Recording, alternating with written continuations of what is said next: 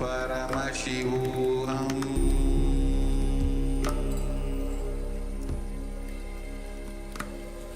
Om Nithyananda Paramashivoham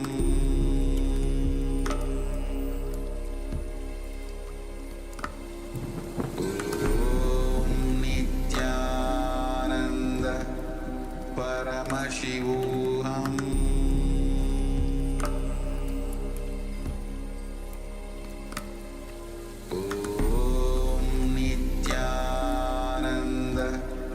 Paramashivoham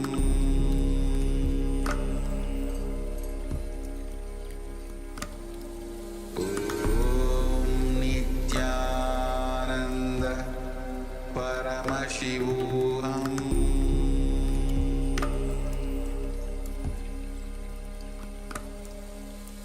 Om Nithyananda Paramashivoham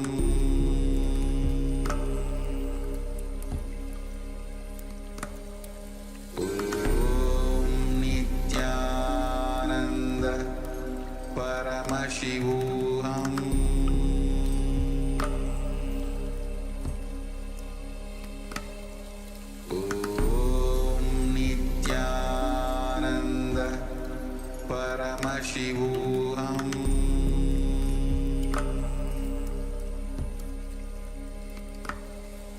Om Nithyananda Paramashivoham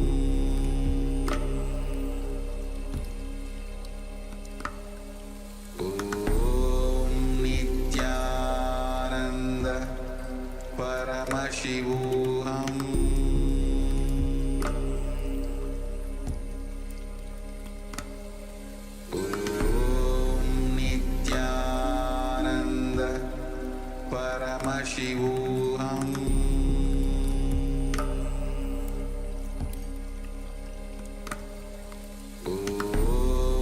Nithyananda Paramashivoham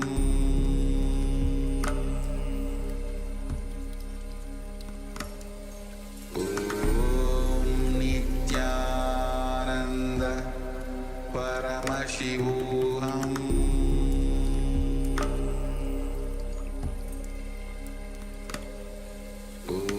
Om Nithyananda Paramashivoham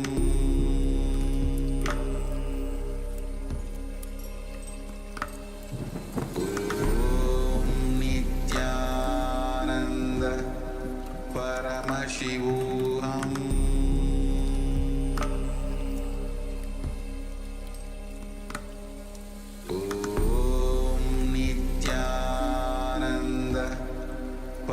Paramashivoham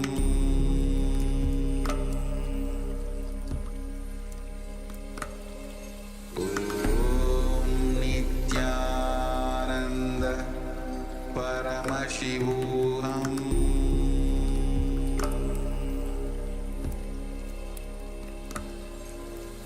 Om Nithyananda Paramashivoham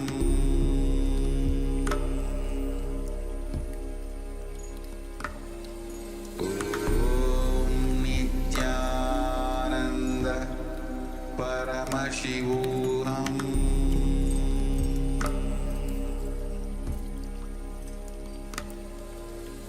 Om Nithyananda Paramashivoham. We welcome all the glimpses of Paramashivoham Level 2 participants to the first session of today's program, which is Nithyananda Yoga. Let us all now settle down on our yoga mats and get ready as we prepare our Panchapatam and Udani, a cup with a spoon with some water for the ritualistic cleansing. All male bodies, please remove your upper cloth and apply the vibhuti and kumkum with the vibhuti on the 16 places over your body. All the female bodies, please apply the vibhuti on your forehead. Settle down in a meditative space as we enter this ritual of yoga Invoking Swamiji's presence with the Satguru Vandanam. Nithyanandam Paramasukadam Kevalam Jnanamurtim Dvandvatitam Gaganasadrisham Tattvamasyaadilaksham Ekam Nityam Vimalamachalam Sarvadhi Sakshibhutam Bhavatitam Trigunarahitam Sadgurum Tam Namami. Next, we are going to invoke Paramashiva's presence by chanting the Shiva Mula mantra, Om Ham Haum Shivaya Namaha 11 times. Please follow along internally. Om Ham Haum Shivaya Namaha. Om Ham Haum Shivaya Namaha. Om Ham Haum Shivaya Namaha.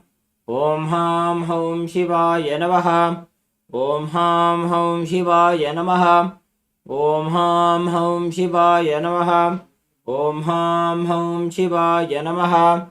Om Ham Haum Shivaya Namaha. Om Ham Haum Shivaya Namaha. Om Ham Haum Shivaya Namaha. Om Ham Haum Shivaya Namaha. Next up is the Tadvachavanam, the ritualistic cleansing. Now, keep your right hand in the Gokarna Mudra in the shape of a cow's ear. Then take one udani, 1 spoon of water, pour it into your right palm, and each time the word Swadha is chanted, sip the water from the bottom of your palm and take another udani of water into your right hand for a total of 3 times. Om Atmadattvam Shodhayami Swadha.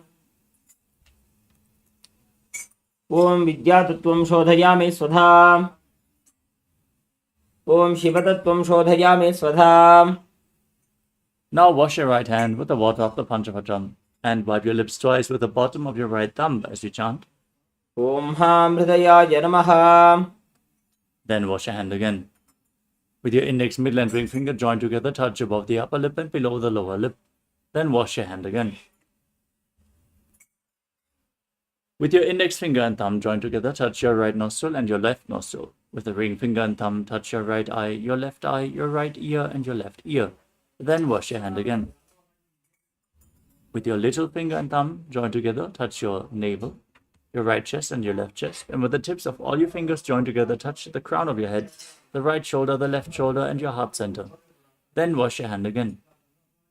Now clasp the right hand over the left and place your hands on the right thigh. Set the sankalpa, the conscious resolution, your declaration, what you want to manifest through today's Nithyananda Yoga session. Close your eyes and hold the visualization as we chant the Sankalpa mantra. Duritakshayadvara Bhagavat Shri Nithyananda Paramashiva Prityartham Shri Nithyanandeshwari Paramashiva Shakti Sameta Shri Nithyanandeshwara Paramashiva Prityartham Cha Adya Purvokta Evam Guna Visheshena Vishistajam Asyam Shubhaditho Purana Arogya Yukta Dradagatra Yogika Sharira Siddhyartham Paramashiva Shakti Aviskaranaartham Nithyananda Yoga Abhyasam Karishye. Now wash your right hand once more. Om Apa Upasprisya. And then keep your Panchapatam and Udani aside, out of harm's way, so we can safely enter into the ritual of Nithyananda Yoga. First, let us cover the components of Nithyananda Yoga. Starting off with the asanas, the physical body postures, as we align our bodies to Paramashiva, the Kundalini Shakti is awakened intensely. Pranayama, the breathing techniques, by controlling the inhalation, retention and exhalation of the breath, we infuse more and more prana into the system, cleansing the nadis, the energy channels. Mudra aligns the nadis and directs the prana flow in a specific way throughout the body as we perform bandhas. We prevent the prana from seeping out into the space around us, and we align our internal organs to Paramashiva intensely, forcing the Kundalini Shakti upwards along the spine.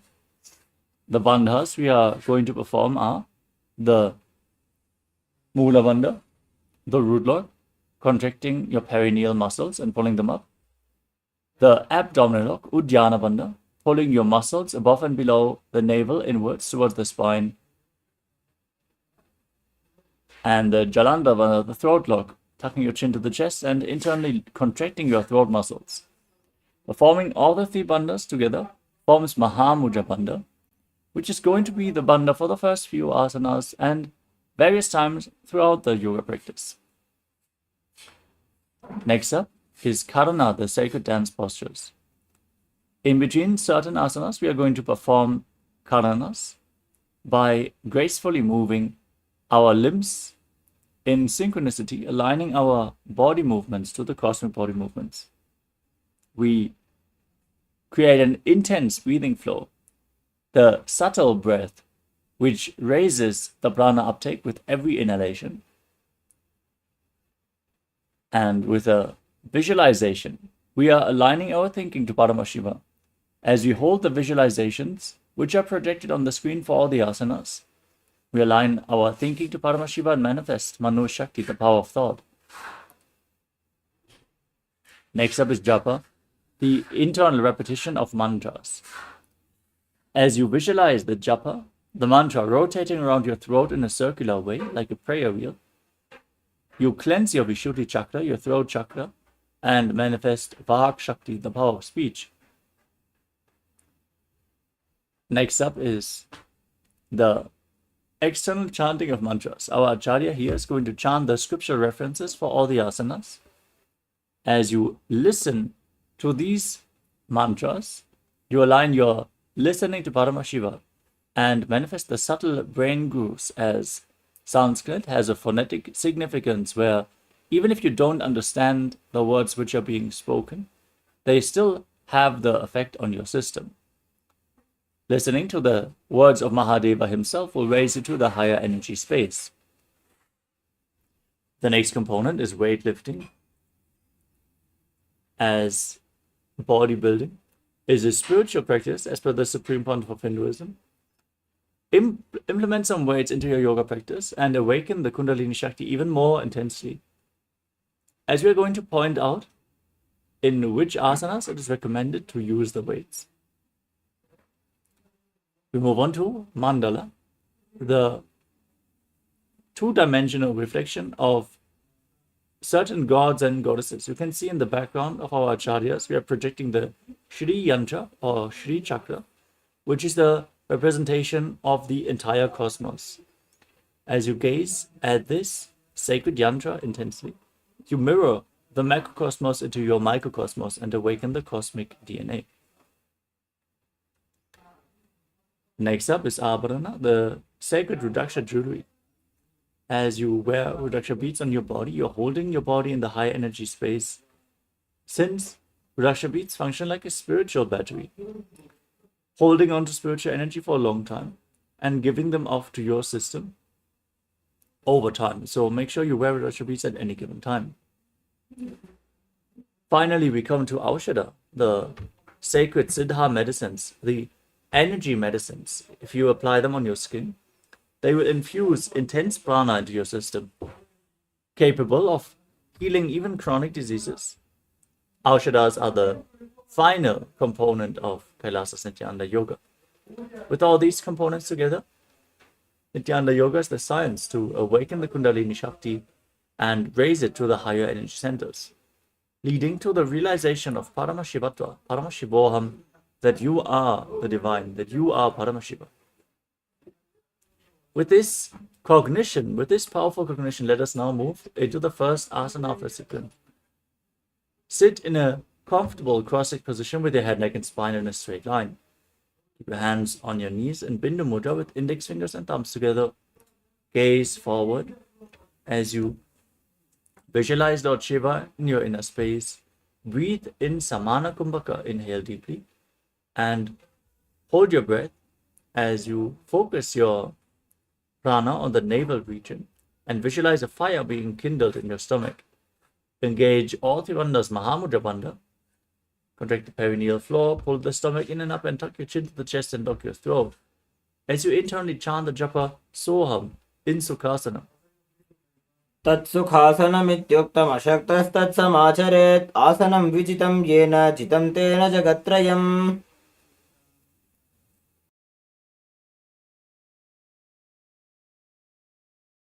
We move on to the next asana. Now, place your feet on top of opposite thighs into Padmasana, the lotus posture. Join your hands in Anjali Mudra and then raise them up above your head. Gaze forward as you engage all the bandhas, Mahamudra Bandha, and visualize yourself as Mount Kailash in Parvatasana. अथ वक्षे महादेव पर्वतासनमङ्गलं यत्कृत्वा स्थिररूपी स्यात् षट्चक्रादिविलोपनम्. Now extend your feet out in front of you and join the soles of your feet together. Then interlock your fingers behind your back in Parsha Mudra, gaze to your nose and lean forward and down. Place your forehead on the ground behind your heels. As you visualize Swamiji in your inner space, perform Mahamudra Bandha, engage all the bandhas in Hali Pavasana. पूर्वविधियाहु मे जानो उभय पगधली संपुटठानो. Now keep the soles of your feet together in front and extend your arms out, cupping the palms, placing them down on the ground in front of your feet as you bring your forehead on the ground behind the heels. Gaze to the tip of your nose and visualize yourself as a snake as you contract the perineal floor, pull your stomach in and up and lock your throat in Nagi Pavasana. पूर्वविधिपर्याकाने नीचौ वीकहु निफनास्यो लगायि. Next up is KAILASA. As you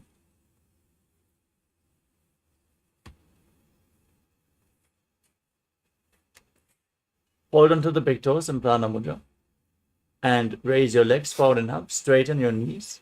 Then cross your legs into Padmasana. Keep holding onto the big toes and lean forward and down.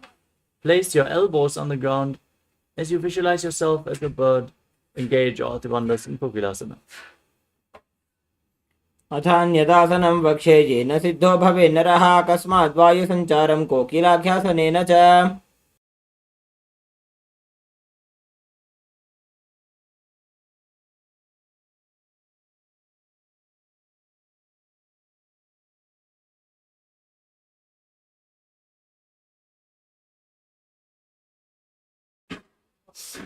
The next asana is Nithyananda. Now stack your knees and your ankles and hold on to opposite elbows. Then start rotating your arms in a circular motion as you gaze to your nose. Visualize Swamiji in your inner space and engage all the bandhas in Nithyananda. घोड़ा बावां बादगी आशमाहिली सोज दक्षचरण को वारलौता परिकुल्भ समोज.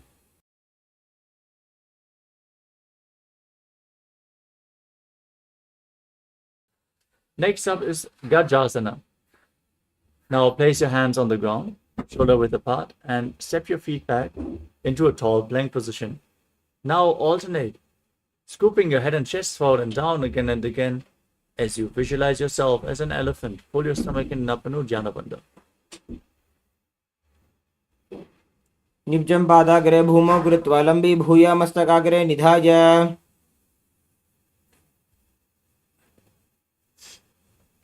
We move on to Vrikshasana. From the same posture, now alternate pressing one heel into the ground while lifting the other heel up. Repeat this again and again as you perform Uddiyana Bandha and visualize yourself as a bear.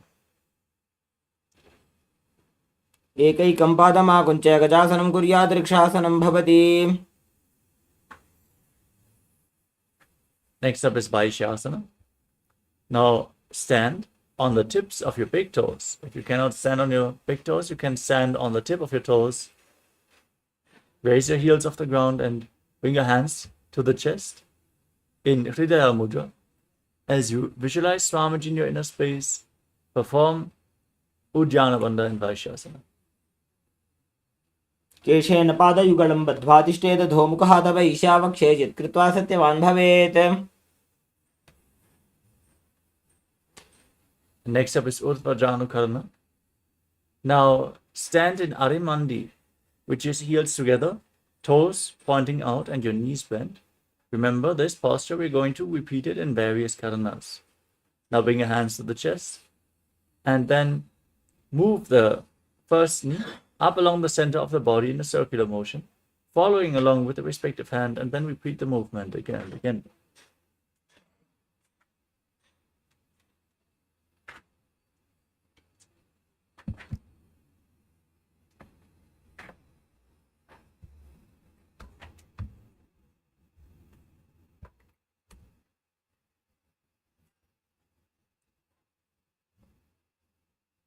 Next up is Balalingasana.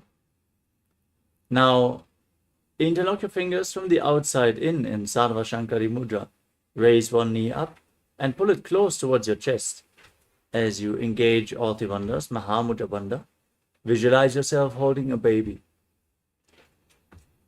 एकं जानुरुषि आलिङ्ग्य स्थातव्यं बाललिङ्गनं भवति. Next up is Parapidanasana. Pull the same foot behind towards your buttocks, holding it with both hands interlocked in Parashumudra. As you engage all the bandhas, visualize Swamiji in your inner space. स्थित्वैकस्मिन् पादतले कराभ्यां वेष्टयेतनुं पृष्ठे संस्थापयेत् तेन पादपीडनमासनम्. Next up is Natarajasana. Now hold the sole of the foot from the inside. Kick your leg back and up as you extend the other arm forward with the hand in Bindu Mudra, visualizing yourself as Lord Nataraja. उत्तानपादं क्रौञ्चं च मरीचिं वीरभद्रकं नटराजं त्रिकोणं च सुप्ताङ्कुष्ठप्रसारणे. Now repeat Balalingasana on the other side by pulling the knee up to your chest with the fingers interlocked in Sarva Shankari Mudra, engaging Mahamudra Bandha and visualizing yourself holding a baby. एकं जानुरुषि आलिङ्ग्य स्थातव्यं बाललिङ्गनं भवति. Now repeat Parapidanasana. Pull the foot behind towards your buttocks with both hands and engage Mahamudra Bandha as you visualize Swamiji. स्थित्वैकस्मिन् पादतले कराभ्यां वेष्टयेतनुं पृष्ठे संस्थापयेत् तेन पादपीडनमासनम्.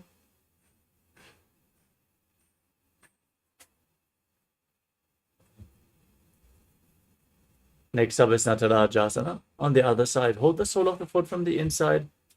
Lean forward with your hand in Bindu Mudra and visualize yourself as Lord Nataraja. उत्तानपादं क्रौञ्चं च मरीचिं वीरभद्रकं नटराजं त्रिकोणं च सुप्ताङ्कुष्ठप्रसारणे.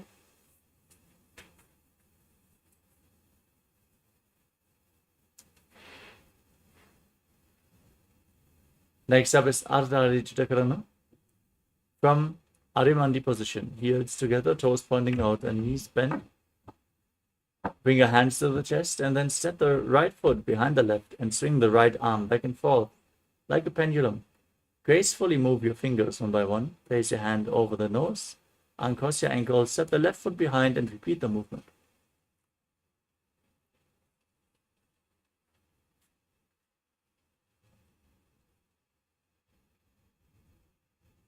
Next up is the skeleton dance. Now, visualize yourself as a skeleton and shake your body intensely. Hold the visualization of your bone structure as you move your body intensely.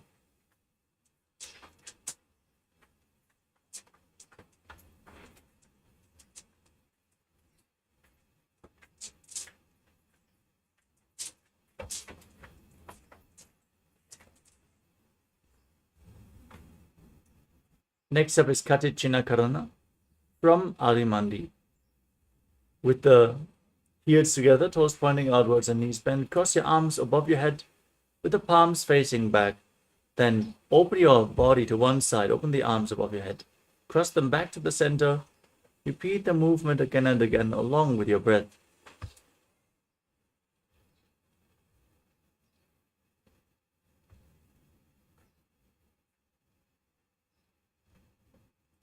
Next up is Tadasana. Now stand on the tips of your toes and raise your arms up parallel above your head. Visualize yourself as a palm tree as you engage all Trivandhas and internally chant the new japa Shivoham in Tadasana. महामुद्राबद्धकोनो ताडासनविभेदकान्विनो तानं सदा कुर्यादन्तर्पत्नीपतिप्रिया.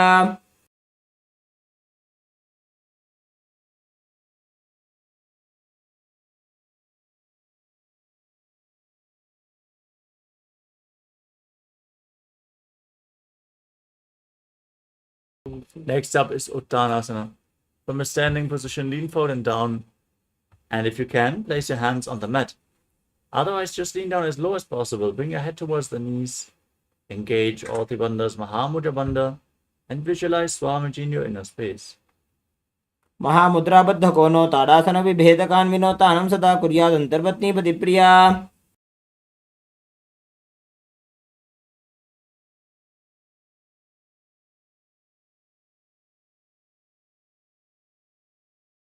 Next up is Tadakshasana. Now place your hands on the ground and step your feet back into the plank position. Now lock your throat in Jalandhara Bandha and move your head from left to right.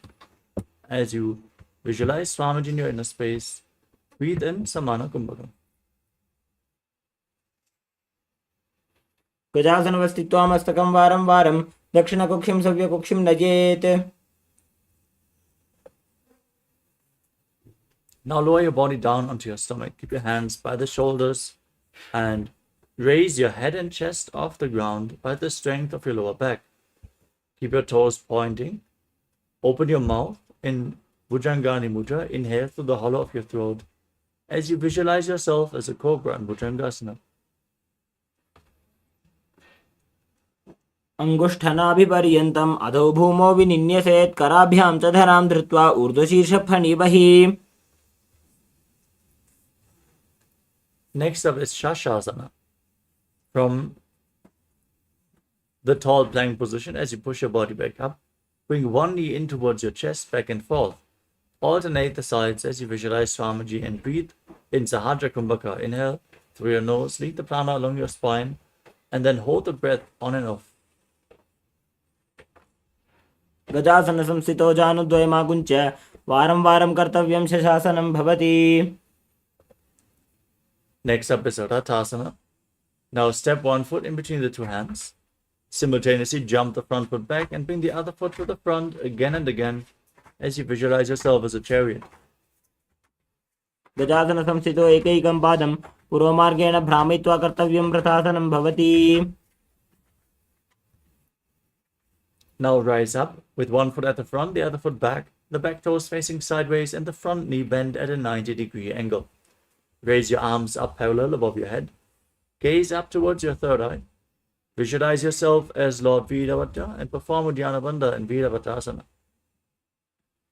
वासिष्ठमथ कौण्डिन्यम् ऊर्ध्वकुक्कुटमेव च अष्टावक्रमथोत्थानं मयूरं सेतुबन्धनम्. Now exchange the position of your feet. Raise your arms up and repeat Veeravatasana on the other side. वासिष्ठमथ कौण्डिन्यम् ऊर्ध्वकुक्कुटमेव च अष्टावक्रमथोत्थानं मयूरं सेतुबन्धनम्. The next asana is Vrikshasana. As you stand on the mat, raise one foot towards your inner opposite thigh. Keep the heel close to the perineum. Join your hands in Anjali Mudra and raise them up above your head with your elbows straight. Put your stomach in and up and visualize yourself as a tree. वामोर्मूलदेशे च याम्यं पादं निधाय तु तिष्ठेत्तु वृक्षवद्भूमौ वृक्षासनमिदं विदुः. Next up is Garudasana. Now place one foot on the opposite hip as you join your hands in Namaskara Mudra in front of your chest. Visualize yourself as Lord Garuda, still breathing in Sahadra Kumbhaka.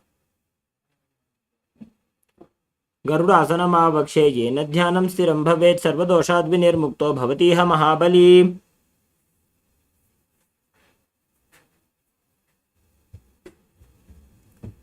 Next up is Vrikshasana. On the other side, now raise the other foot towards the inner opposite thigh. Join your hands in Anjali Mudra and raise them up above your head as you visualize yourself as a tree. वामोर्मूलदेशे च याम्यं पादं निधाय तु तिष्ठेत्तु वृक्षवद्भूमौ वृक्षासनमिदं विदुः. Now raise the other foot onto the opposite thigh as you join your hands in Namaskara Mudra and visualize yourself as Lord Garuda and Garudasana on the other side. गरुडासनमावक्षे येन ध्यानं स्थिरं भवेत् सर्वदोषाद् विनिर्मुक्तो भवतीह महाबली. Next up is Trikonasana. As you Step one foot forward and bring the other foot far back with the back toes facing sideways. Extend your arms out parallel to the ground and lean forward and down. Bring one hand to the front foot and the other arm up towards the sky. As you gaze up along the raised arm, visualize yourself as a triangle. उत्तानपादं क्रोञ्चं च मरीचिं वीरभद्रकं नटराजं त्रिकोणं च सुप्ताङ्गुष्ठप्रसारणे. Exchange the position of your feet. Extend your arms out. Lean forward and down. Repeat Trikonasana, the triangle posture. उत्तानपादं क्रोञ्चं च मरीचिं वीरभद्रकं नटराजं त्रिकोणं च सुप्ताङ्गुष्ठप्रसारणे.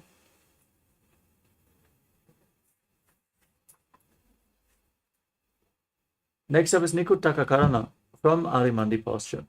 Heels together, toes pointing outwards and knees bent. Raise one heel off the ground and bring your hands to the chest with the palms facing each other. Now stomp the raised heel down, lift the other heel up and exchange the position of your hands again and again.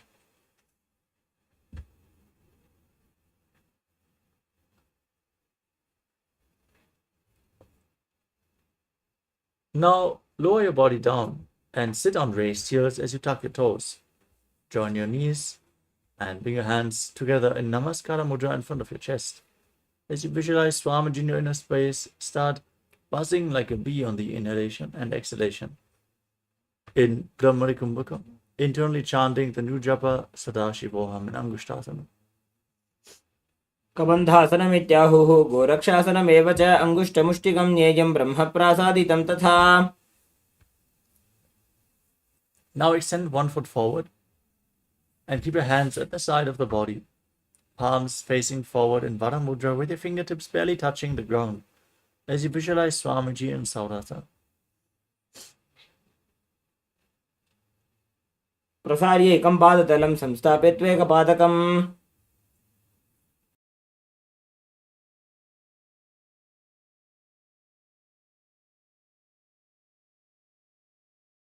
Next up is Vidunanasana.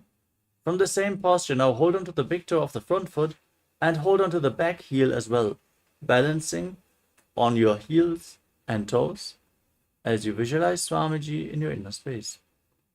गुल्फस्थितो पादमेकं प्रसार्य तत्पादाग्रं संस्पृश्य तत्करेण.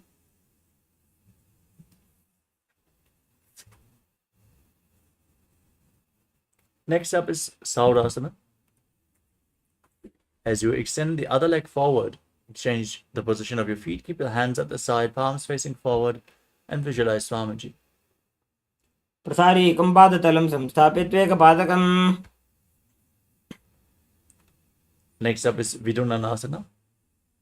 Now, hold on to the big toe of the front foot and to the back heel as you visualize Swamiji in your inner space. गुल्फस्थितो पादमेकं प्रसार्य तत्पादाग्रं संस्पृश्य तत्करेण. Now exchange the position of your feet. Step both feet in and sit on the raised heels. As you separate your knees, place your hands on top of the knees with the palms facing up. As you tuck your chin to the chest, gaze through the gap between the palms. Lock your throat in Jalandhara Bandha. Visualize Swamiji in your inner space. दोबू फणा पाणी होय वैसे AD दोगुदानी वैसे.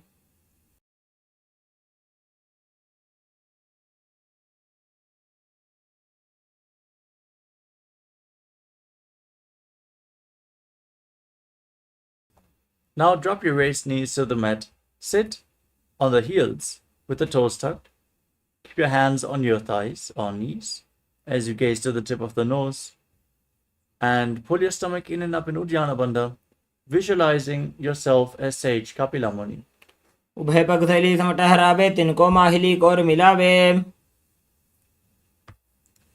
Now shift your gaze up towards your third eye, but maintain the position, changing the visualization to Swamiji in Bhadra Gurukasana. दोबू पग थैली संपट करे core बारली भू पर इधरे.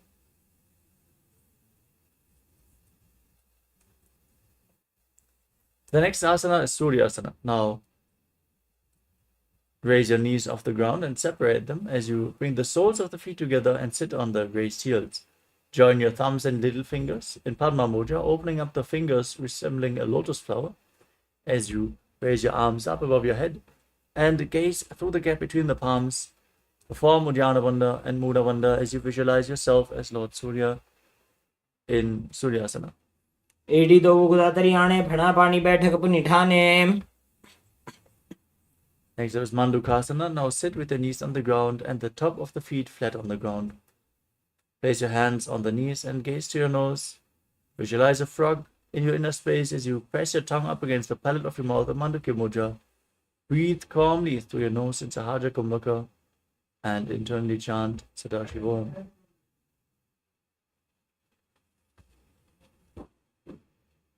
एडी दो गुदातरियाणे फणा पानी बैठक पुनिठाने.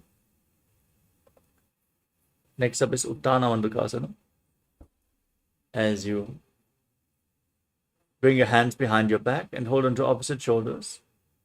Bring your elbows close to your head, gaze to your third eye and visualize yourself as a frog. मंडुकासन मध्यस्थं कूर्पराभ्यां धृतं शिरः एतद्भेकवदुत्तानमेतदुत्तानमण्डुकम्.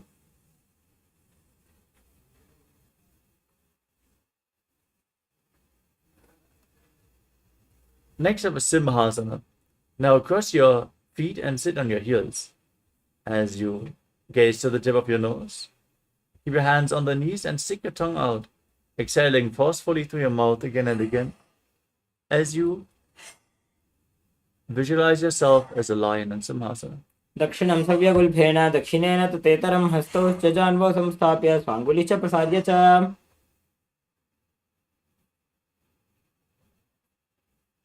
Next up is Patrasana. Now keep your knees separated and join the soles of the feet behind your back. As you sit on your heels, cross your arms behind your back and hold onto the big toes in Prana Mudra.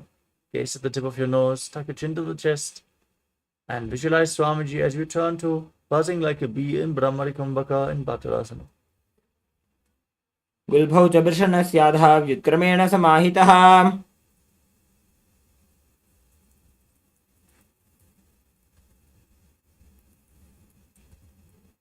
Next up is Kakabhujandi Asana. Now place your feet flat on the ground and keep your knees raised. Bring your arms in and around the raised knees and reach your hands behind your back, interlocking the fingers in Parasha Mudra if you can. Gaze to your nose and visualize yourself as a crow. प्रथमे वैसक उकटठाने दोवु हाथ पकं नीच आने.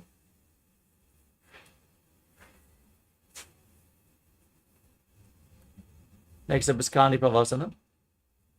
Now place your hands on the ground, shoulder width apart, and bring your knees onto your arms towards your armpits.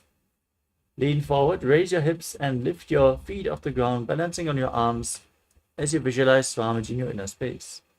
आसन को गुण आशी दुष्टा होई तो आची होई. Next up is Kapali Asana. With your hands on the ground, knees on your elbows, get ready to enter an inverted posture, requesting all the participants who suffer from upper back, neck or spine injuries or high blood pressure, as well as pregnant women, to please consult your doctor before you perform any of the inverted postures. Now get ready to raise your legs up into a headstand. Gaze to the tip of the nose and visualize Swamiji in your inner space in Kapali Asana. शीश शीशा धरती टेकी पगदोबु मिलिबा ऊंचा कुकरे.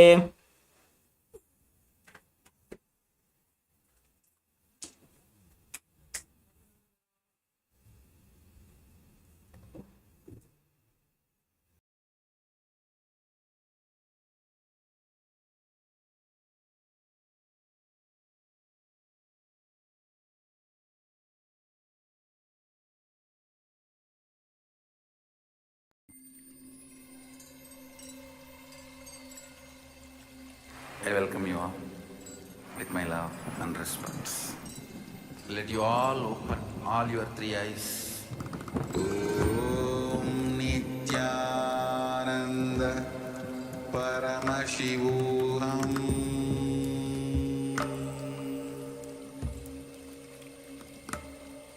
Om Nithyananda Paramashivoham Paramashivoham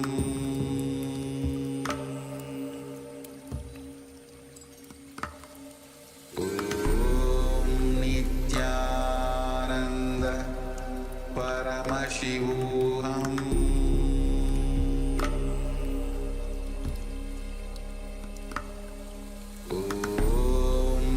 Nithyananda Paramashivoham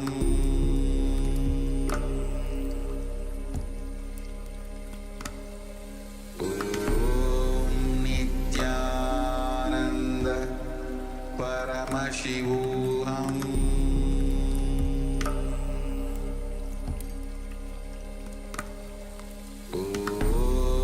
Nithyananda Paramashivoham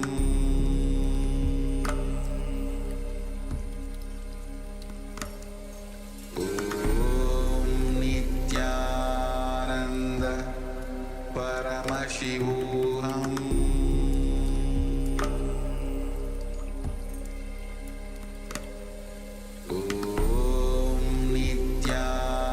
Nithyananda Paramashivoham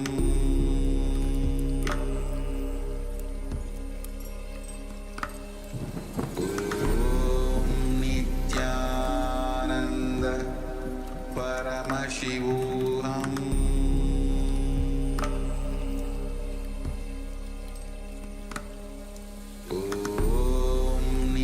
Nithyananda Paramashivoham Nithyananda Paramashivoham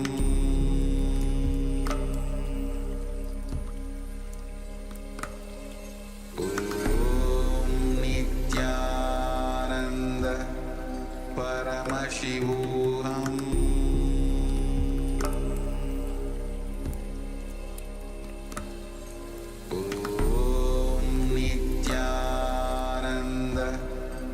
Paramashivoham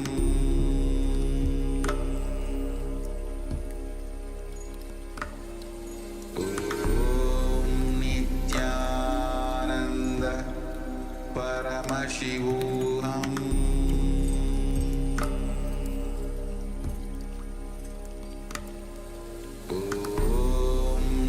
Nithyananda Paramashivoham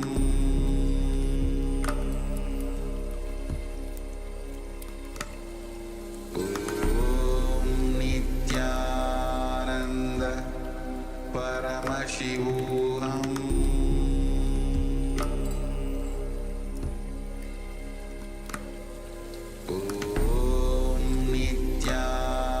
Nithyananda Paramashivoham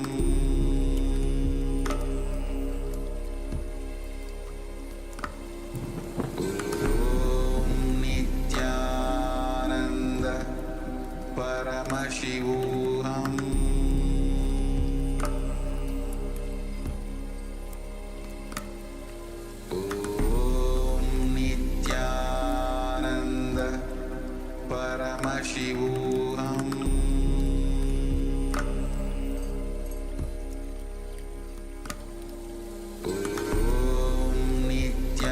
Nithyananda Paramashivoham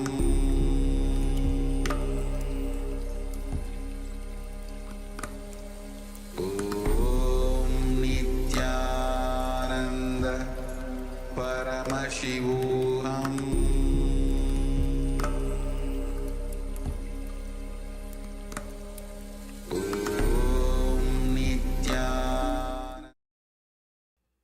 Nithyananda, sorry for the technical glitch.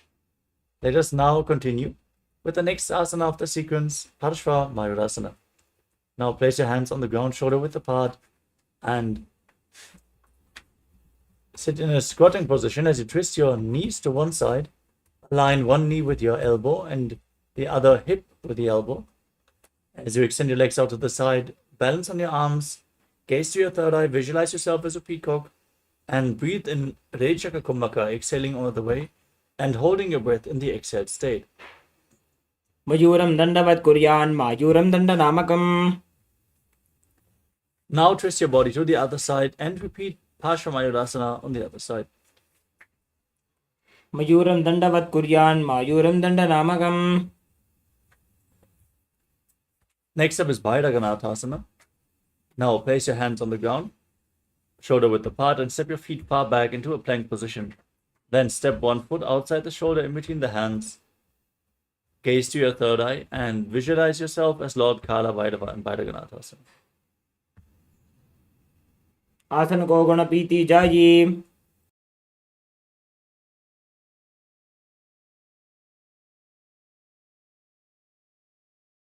Now step the front foot back and then bring the other foot in between the hands outside the shoulders.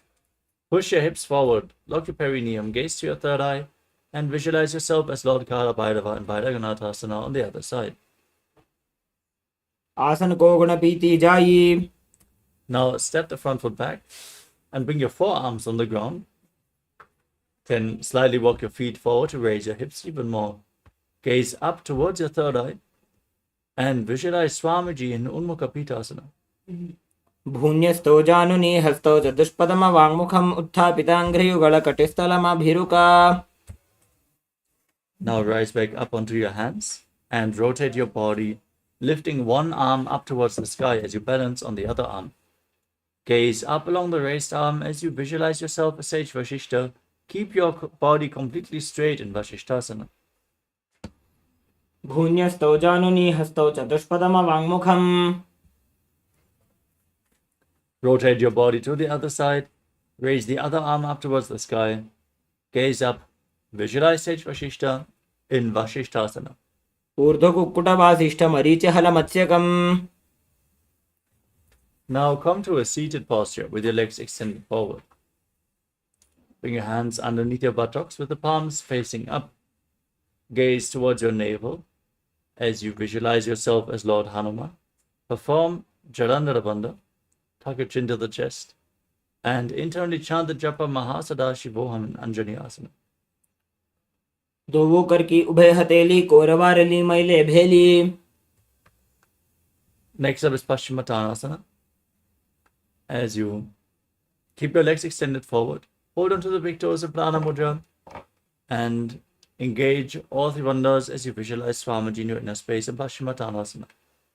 जानो परिललाटन्तु पश्चिमं ताणमुच्यते येन केन प्रकारेण सुखं धार्यं च जायते.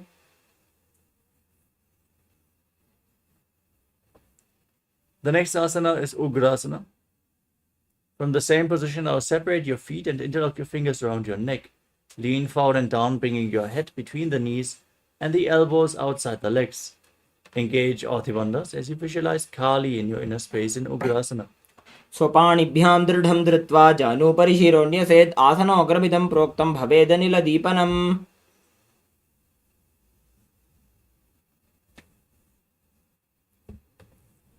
Next up is Marichi Asana. Now, step one foot in towards the perineum.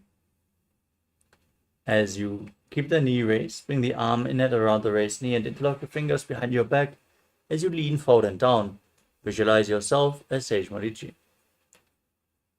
उत्तानपादं क्रौञ्चं च मरीचिं वीरभद्रकं नटराजं त्रिकोणं च सुप्ताङ्गुष्ठप्रसारणे.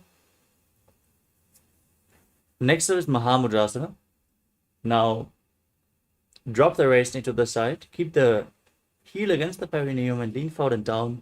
Hold onto the front foot with both hands. As you gaze to the nose, visualize Swamiji.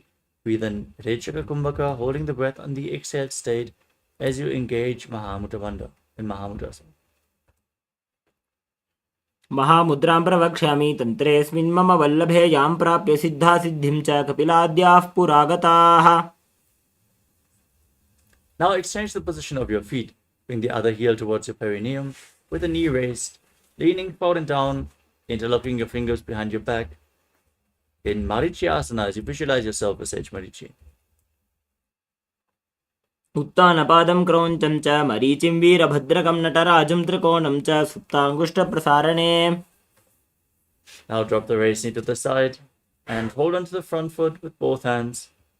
As you gaze to your nose, exhale and hold your breath, engaging all three bandhas in Mahamudra Bandha in Mahamudrasana. महामुद्रां प्रवक्ष्यामि तन्त्रेऽस्मिन् मम वल्लभे यां प्राप्य सिद्धा सिद्धिं च कपिलाद्याः पुरागताः. Next up is Padmasana 2. Now join the soles of your feet and keep your heels against the perineum. As you hold your feet with your interlocked fingers, push your knees to the mat, gaze up towards your third eye, and visualize Swamiji in your inner space. गुल्फौ तु वृषणस्यादः सीवन्त्याः पार्श्वयोः क्षिपेत्.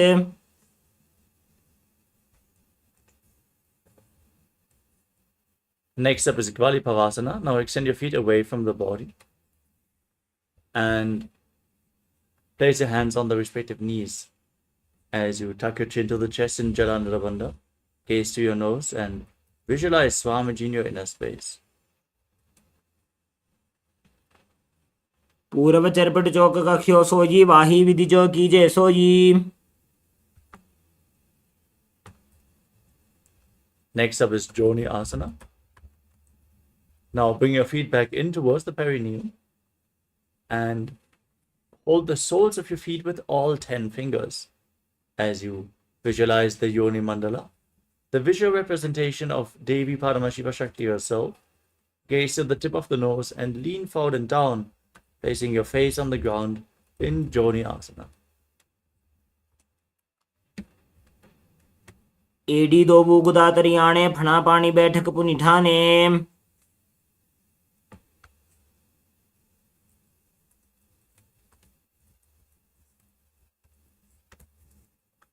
We move on to Mitaki Pavasana. As you keep the heels together, extending your feet away from the body, extend your arms out to the side and lean forward and down. Bring your forehead on the ground behind the heels and your palms flat on the ground, far away from your body. Gaze to the nose and visualize Swamiji in your inner space. पूर्व विधि परिपकधली संपुट शोल एडी मिली राशे.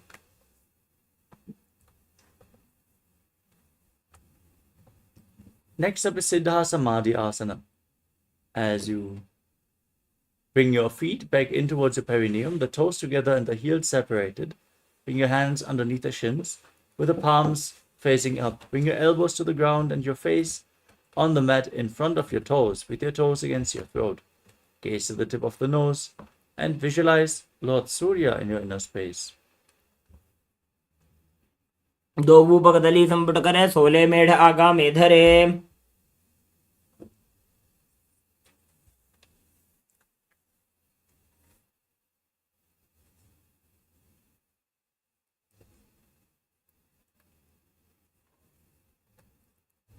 Next up is Chinaki Pavasana. As you keep the heels together and separate your toes with the heels against the perineum, hold your feet and open them up like a book as you press your elbows on your thighs. Gaze to the tip of the nose and visualize Swamiji in your inner space. दो पगा की AD धरती मगिवा मेढ़ लगावे. Next up is Charapata Chukasana. Join the soles of your feet and then press your knees down with the support of your hands. Engage your Jnana Bandha, gaze to your third eye and visualize Swamiji in your inner space. दो बूपकदली संपुट धारे आगा ने करे जा रे पसारे.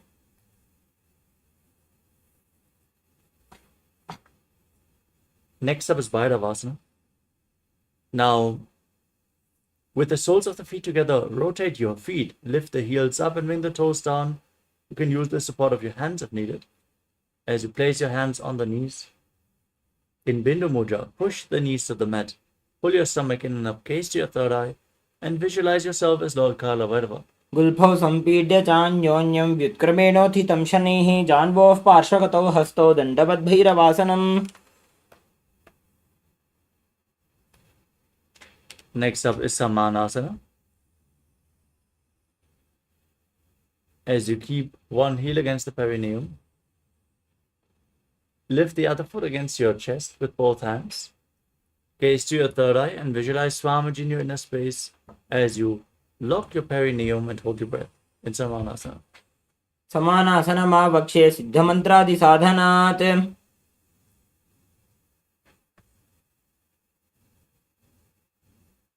Next up is Apanasana.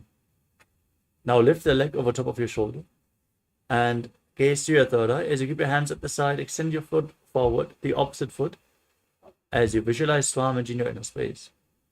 केवलं पादमेकं च स्कन्धे चारोपे यत्नतः. Now bring the other heel against the perineum and repeat Samanasana on the other side.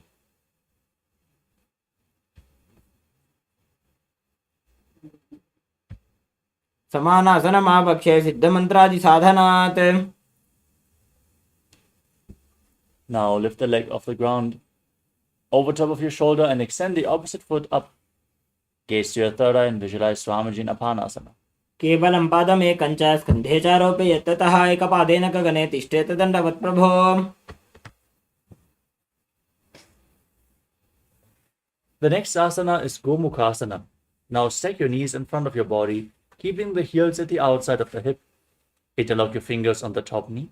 Gaze to your nose. Visualize the face of a cow as you start performing the Siddhkari Kumbhaka, pressing your tongue against the teeth, pressing your tongue against the palate of the mouth without touching the teeth, and hissing through the teeth on the inhalation. Now internally chant the new japa Om Nithyanandoham. सव्ये दक्षिणगुल्फं तु पृष्ठपार्श्वे नियोजयेत् दक्षिणेऽपि तथा सव्यं गोमुखं गोमुखं यथा. From the same posture, hold onto the big toes in Pranamudra. Gaze to your nose, pull your stomach in and up and visualize yourself as Rishika Anasuya in Anasuyasana. दक्षिण गोड़ों नीचे उठाने बाबों ताके ऊपर आने. Now interlock your fingers behind your back. Gaze to the nose as you try to bring the tip of the nose on the ground as you bring your chin over the knee and lean forward and down. Gaze to your nose and visualize yourself as Rishika Anasuya in Anasuyasana too.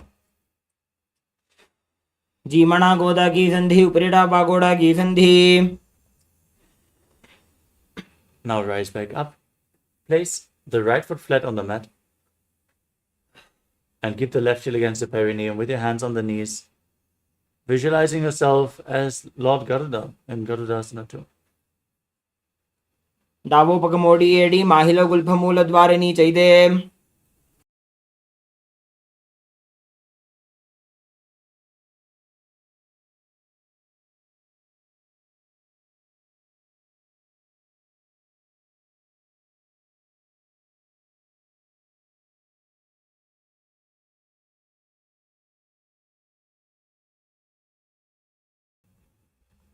From the same position now, raise your perineum onto your heel and interlock your fingers around your neck. And then twist your elbows outside the raised knee, gaze to your third eye and visualize yourself as Sage Narudasana.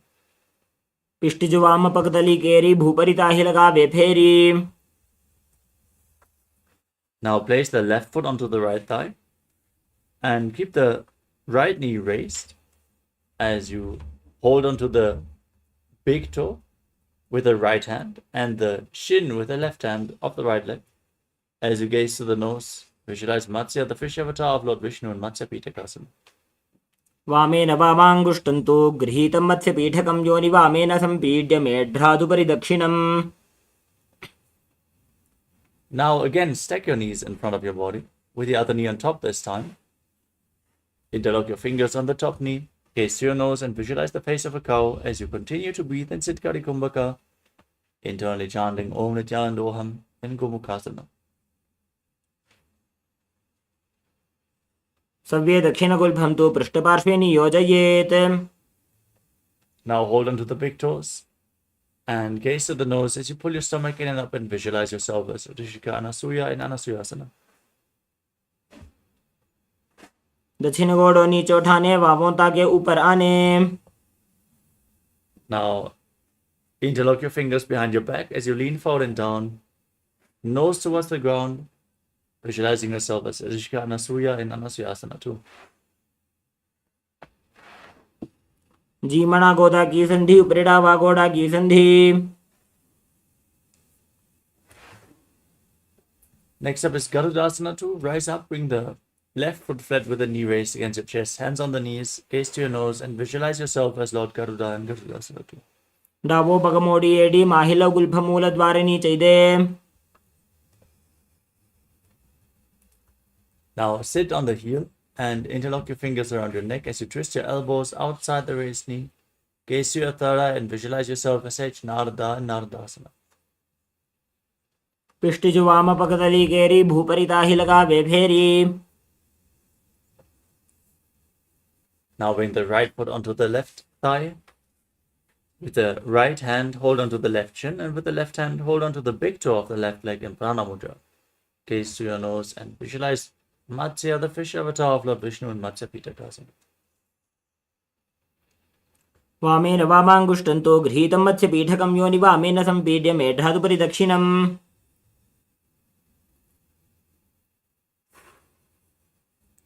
The next asana is Matsyendrasana. As you place one foot on top of the opposite thigh, raise the opposite knee and bring one hand behind your back. Bring the opposite elbow around the raised knee. Place your hand by the neck and gaze to your third eye, visualizing Sage Matsyendranath, the master of Hatha Yoga.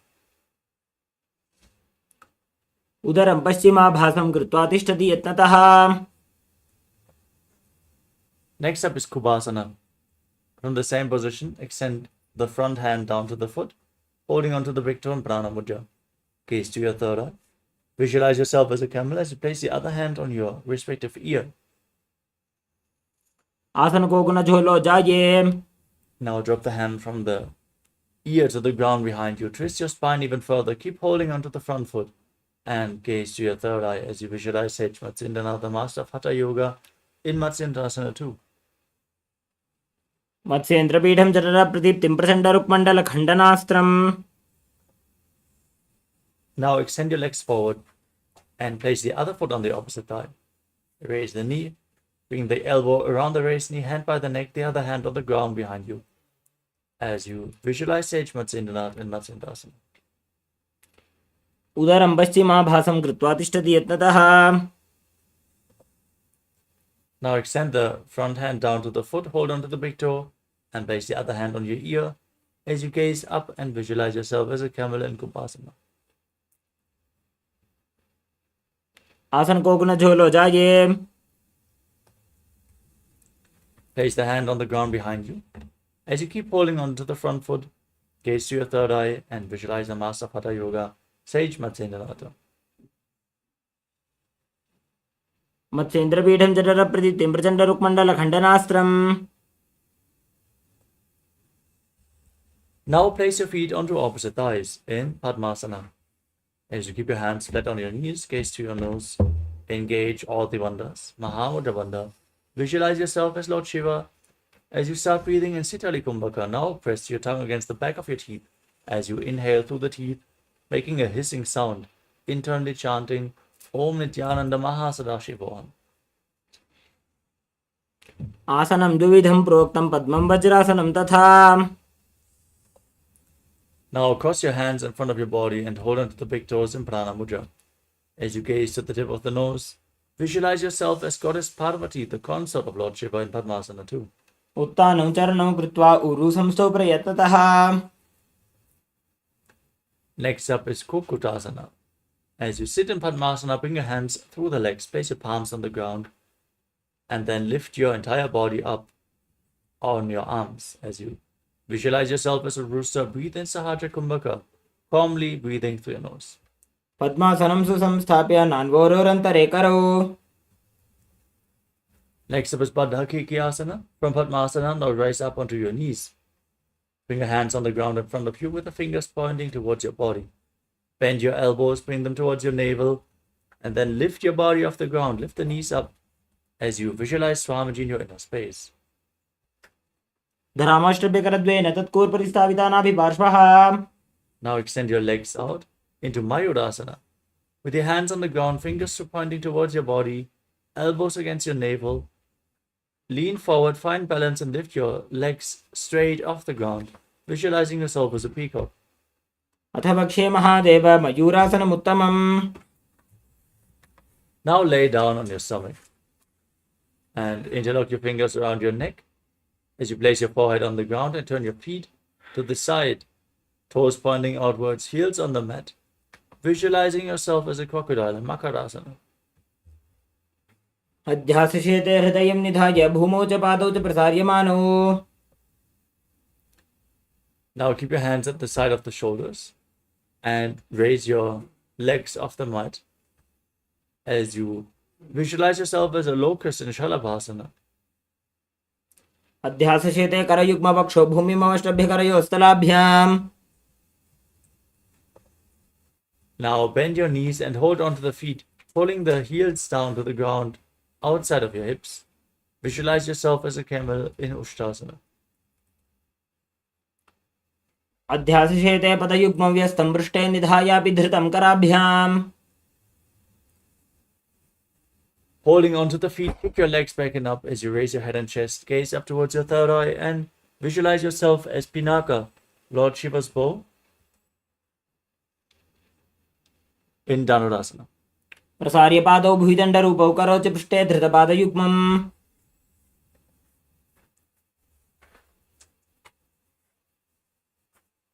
The next asana is Bhagasana. Come to a kneeling posture, sitting with your heels outside the hips, the toes touching behind your back. Gaze up towards your third eye as you visualize Swamiji in your inner space and internally chant the new japa, Om Nithyananda Paramashivoham. उल्टा मोड़ी पादौ वैसे बहुरो जुगति करे एक ऐसे. Now get ready for another inverted posture. Set yourself up in front of a wall if you need the support. Now place your forearms on the ground, elbows shoulder width apart. Interlock your fingers and support your head with your hands as you place it down. Raise your hips up. Walk your feet forward. Align your hips with your shoulders and lift your legs off the mat. Then pull your knees in towards your chest. Try to touch your chin with your knees as you squeeze your body into a ball. Gaze to your nose and visualize Swamiji in Gohyasana. दो हाथ की कहुनी Choji पुनिह कलाई जाने दो जी. Now straighten your legs up into Shirshasana, the headstand posture. Gaze to your nose and visualize Swamiji in your inner space. विपरीतं मण्डलं च द्विधैव विदितं हिनः. Now lower your body down. Come to a seated posture with your legs extended forward. Get ready to enter a sequence of rapid exhalations in Bhastrika Kumbhaka. To perform Bhastrika Kumbhaka, pull your stomach in and up again and again and push the air out from your lungs without inhaling actively. The air will naturally flow back into your lungs as you perform this Kumbhaka. Now hold on to your calves as you extend your legs forward and up in front of your face. Keep your knees straight as much as possible and visualize Swamiji in Puriyasana. दो हाथ पग बाहर आने घोड़ा तरे काकसी ठाने. Now bring your hands behind your back. Hold on to opposite shoulders as you raise your legs off the ground. Gaze to your third eye and visualize yourself as a mace, still breathing in Bhastrika Kumbhaka and Parigasana. उत्तानशयनं कृत्वा पादौ मिलित्वा प्रसार्य. Continue to exhale rapidly as you extend your arms out in front, parallel to the ground, and lift your legs up at a 45-degree angle. Gaze to your third eye and visualize yourself as a boat in Naukasana. उत्तानशयनं कुर्पराभ्यां भूमिं वष्टभ्य. Now scoop your hands below the feet and pull the feet against your chest. As you gaze to the nose, exhale rapidly and visualize yourself as Lord Rudra in Rudrasana. पगतली संपूट करी हाथस्य उपग उचायी. Now breathe calmly as you lay on your back with your feet flat, the knees raised. Place your palms on the ground just behind your heels. Then push your hips up. Tuck your chin to the chest and gaze to your nose as you lock your throat and breathe in Murcha Kumbhaka, pushing the air up against the throat lock and visualizing Swamiji in your inner space in Unmukha Pitasana too. ऊर्ध्वे च जानुनी कृत्वा शवित्वोर्ध्वमुखं तथा. Now lay down flat on your back with the hands at the side of your hips, the palms facing up. Perform the Shakti Chalan Mudra. Forcefully pull the Kundalini Shakti up along your spine as you unclutch from any internal or external movements. Visualize that your body is dead and Swamiji, the Supreme Pontiff of Hinduism, is liberating you in Shivasana. Internally chant the Mahavakyam. Om Nithyananda Paramashivoham. उत्तानं शववद्भूमौ शयनं तुषवासनं शवासनं श्रान्तिहरं चित्तविश्रान्तिकारकम्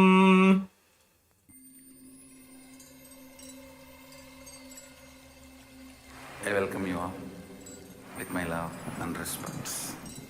Let you all open all your three eyes. Om Nithyananda Paramashivoham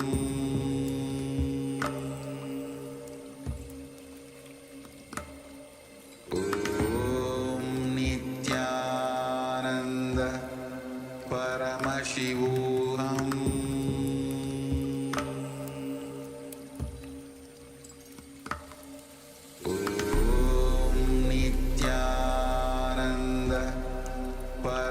Paramashivoham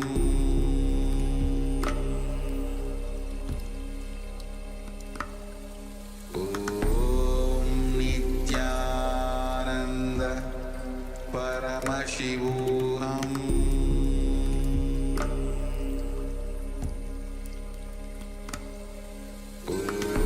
Om Nithyananda Paramashivoham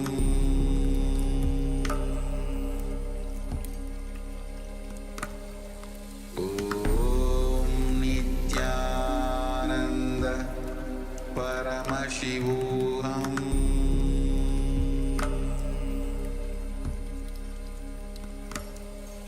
Om Nithyananda Paramashivoham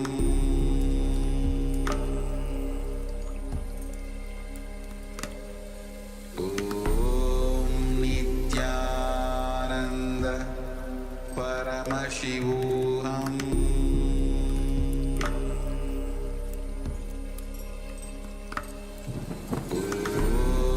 Nithyananda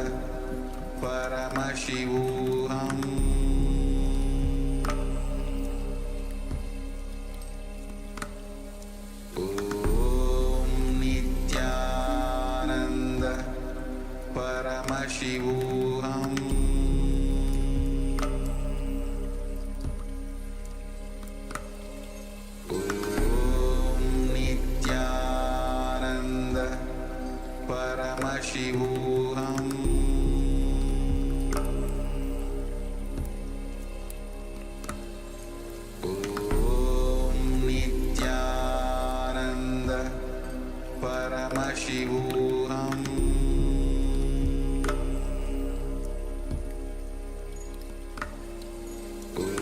Om Nithyananda Paramashivoham Om Nithyananda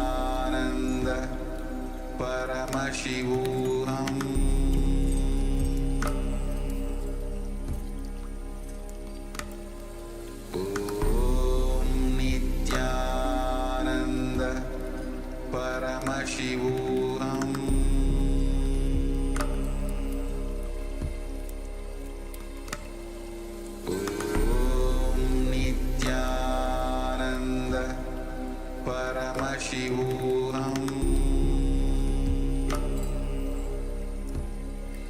Paramashivoham Om Nithyananda Paramashivoham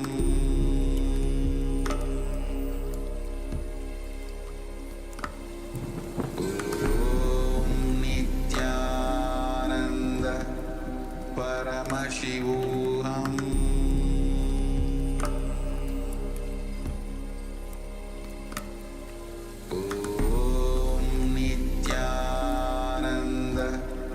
Paramashivoham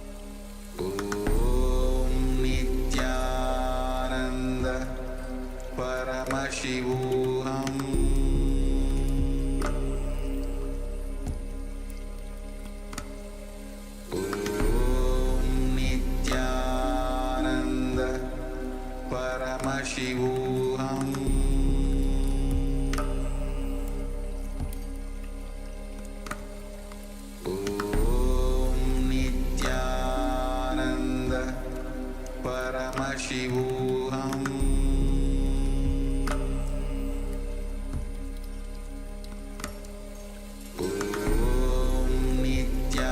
Nithyananda Paramashivoham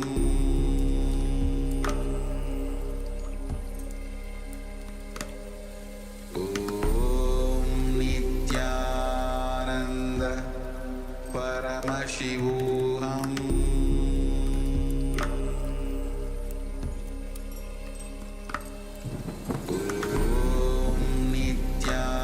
Nithyananda Paramashivoham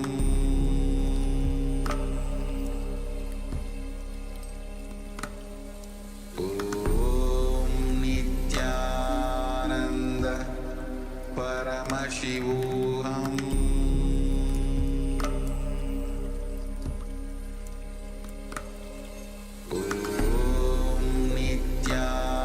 Nithyananda Paramashivoham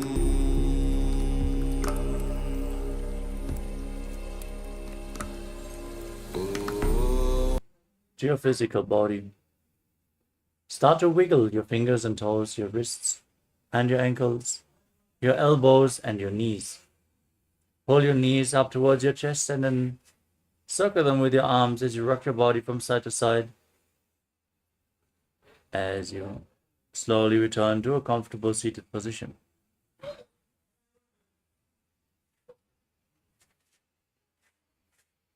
Congratulations, you completed the first 108 asanas of this sequence, which form the Pratama Vinyasa Krama. Let us now get ready for the remainder of the Dvitiya Vinyasa Krama.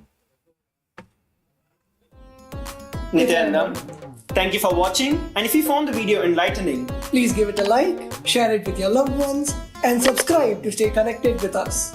don't forget to click the bell icon to receive the notifications.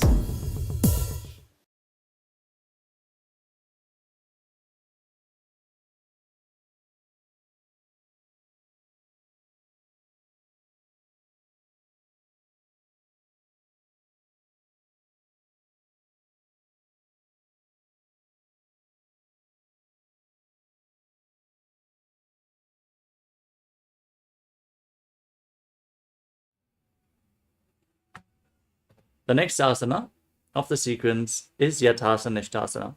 Sit in a posture that brings ease to your physical and mental space. Any posture is fine. As long as it's comfortable for you, place your hands on top of the knees in Bindu Mudra. And visualize Swamiji in your inner space as you perform the Samana Kumbhaka. Inhale into your stomach and visualize the flame. Next up is Samasana. In a comfortable cross-legged position, deeply as possible, as you visualize Swamiji in your inner space. इदानीं गर्भिणी सुखप्रसवलाभाय प्रोचते प्राक्तनेपति. The next asana is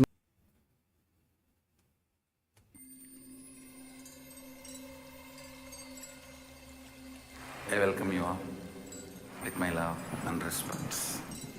Let you all open all your three eyes.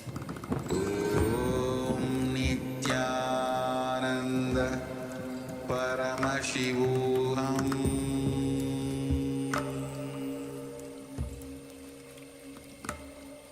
Om Nithyananda Paramashivoham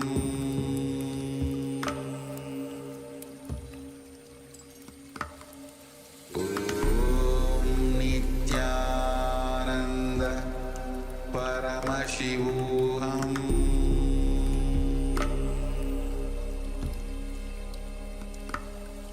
Om Nithyananda Paramashivoham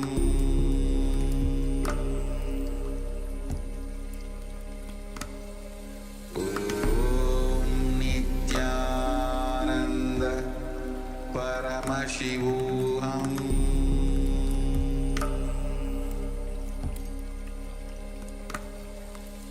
Om Nithyananda Paramashivoham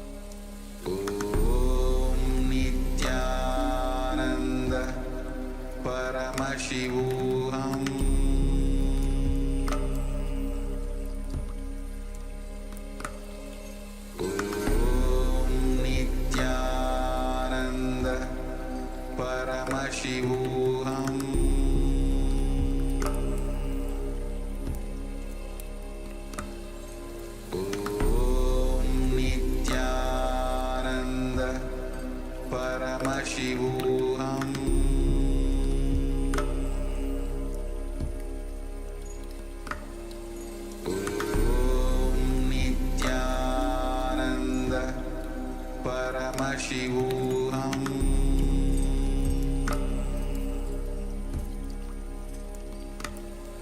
Om Nithyananda Paramashivoham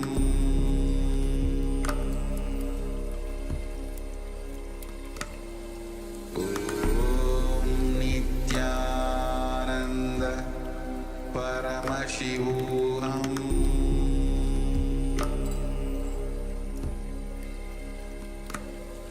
Om Nithyananda Paramashivoham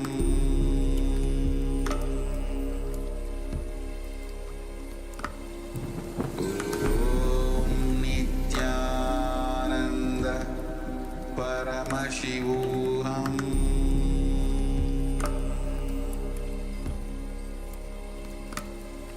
Om Nithyananda Paramashivoham. Yes, sorry for the technical glitch. Let us now move on to the next asana of the sequence, Muktasana. Now bring the left heel against your perineum and place the right foot on top of the left foot. Keep your hands flat on your knees and gaze to the tip of your nose, visualizing yourself as a sage liberated by the Supreme Pontiff of Hinduism. निपीड्यसि विनीं सूक्ष्मां दक्षिणेतरगुल्पतः वामं याम्येन गुल्पेन मुक्तासनमिदं भवेत्. Next up is Siddhasana. From the same posture, now shift your gaze to your third eye and visualize Swamiji in your inner space. स्थाणुसंयमितेन्द्रियो जलदृशा पश्यन् भ्रुवोरन्तरं चैतन्मोक्षकपातपेदजनकं सिद्धासनं प्रोच्यते.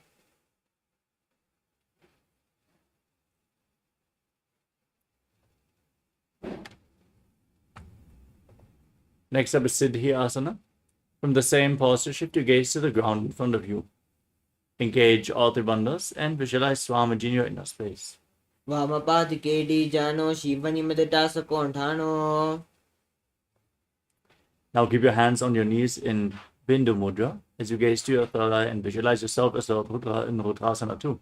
वामचरणपरिदचनराके एकजुगति आसे विदिधाके.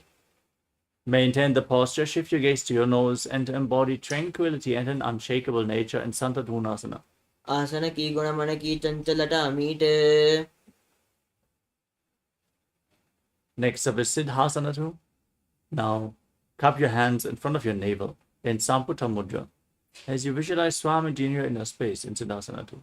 ऋजुकाय समाशीन सिद्धासनमुदीरितं प्रसादि भुवि पादोतो दौर्भ्यामङ्गुष्टमादरात्. Next up is Bandhayoni Asana. Now set the Sankalpa to manifest through the womb of creation as you enter Shanmukhi Mudra. Inhale all the way. Close your mouth with your little fingers, your nostrils with the ring fingers, eyes with the middle and index fingers, and your ears with your thumbs. यत्र मध्ये महादेव बन्धयोन्यासने शृणौ यत्कृत्वा केचरो भूत्वा विचरेदीश्वरो यथा. Now place the right foot onto the left thigh and the left foot below the right thigh. Keep your hands on your knees in Bindu Mudra and embody the state and space of bravery in Vedasana. एकं पादमतैकस्मिन् विन्यस्योर्णि संस्थितः इतरस्मिंस्तथा चोरं वीरासनमुदीरितम्. Maintain the posture, gaze to your third eye. Visualize sage Valmiki, the great poet and author of Ramayana in Valmikasana. धावा पगकी पगतलिपुनि एडिहे Zoya. Now keep your hands flat on the knees and gaze to your nose as you visualize the Yoni Mandala in Joni Mudrasana. वामपादकी जा पगतलि जा हिमाहिली core. Maintain the posture and the visualization as you shift your gaze up towards your third eye in Yoni Asana. योन्यासनं पर्वतेन योगं योगबलेनिलं तत्कालबलदं तावत् केचरो यावदेव हि. Next up is Bhadrasana 3.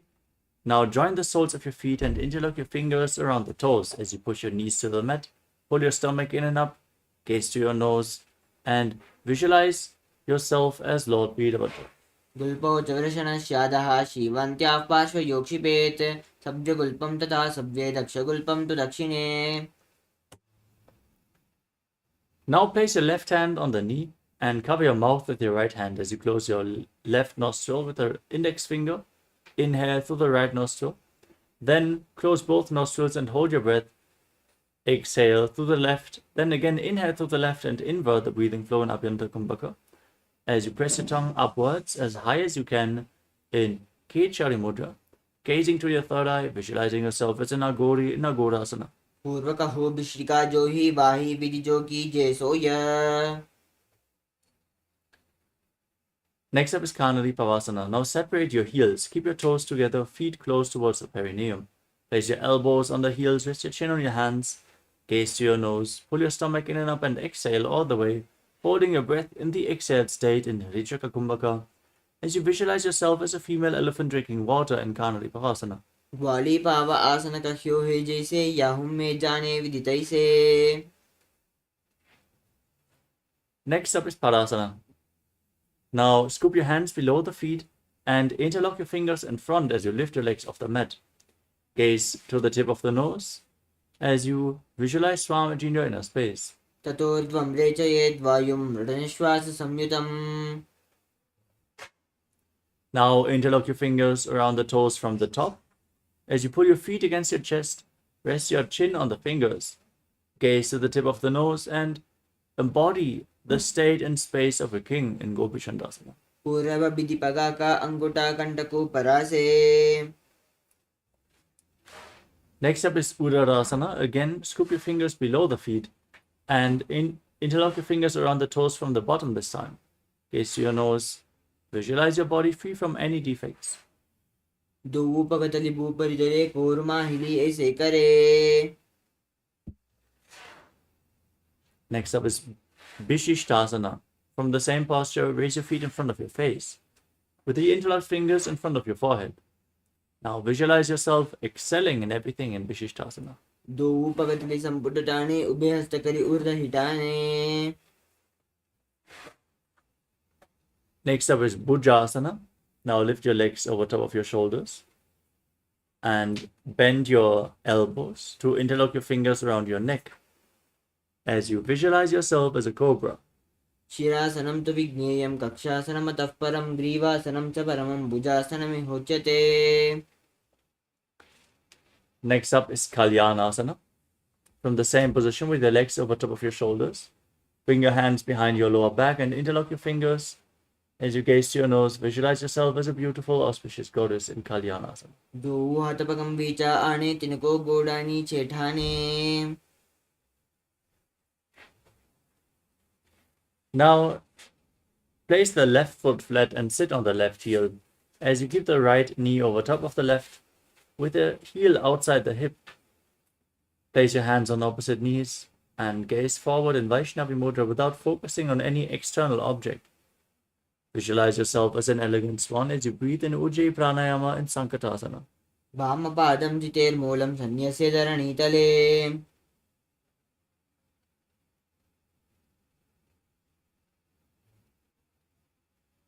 Now, keep your left foot outside the hip and sit on the ground between the heels.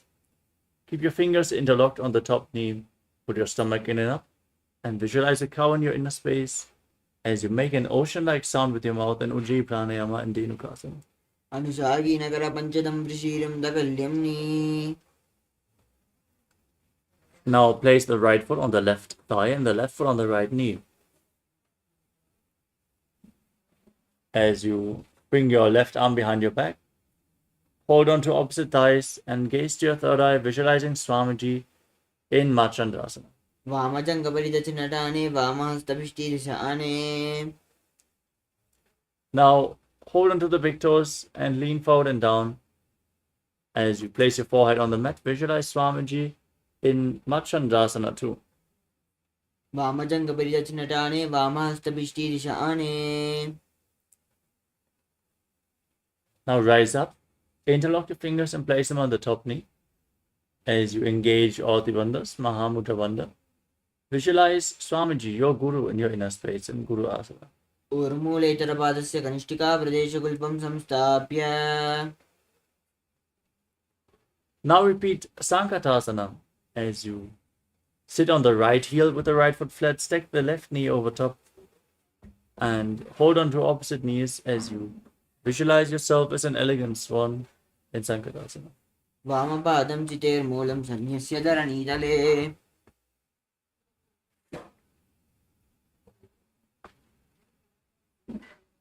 Now repeat Dhenukasana. Hold the right foot outside the hip, sit on the ground, pull your stomach in and up with the hands on the top knee, visualizing a cow in your inner space. अंशागिनगर पञ्चदं ऋषीरं दगल्यम्नि. Next up is Machandasana. As you place the left foot on the right thigh and the right foot on the left knee, bring the right arm behind your back and hold on to opposite thighs. Gaze up and visualize Swamiji as you breathe in Ujjayi Pranayama. वामजङ्गपरितचिनटाने वामहस्तविष्टेशाने.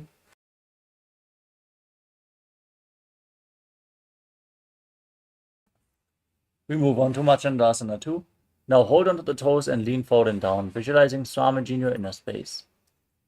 प्रथमजी मनोचरणचुजोयि वामजङ्गपरिराके सोयि.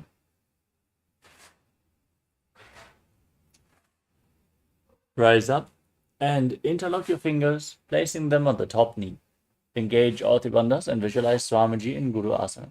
ऊर्मूले इतरपादस्य कनिष्ठिका प्रदेशगुल्पं संस्थाप्य. Now place your feet flat on the mat and keep your knees raised.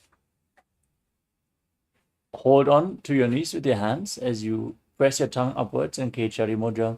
Gaze to your third eye and visualize Swamiji in Pashasana. पादतले भूमो निधाय.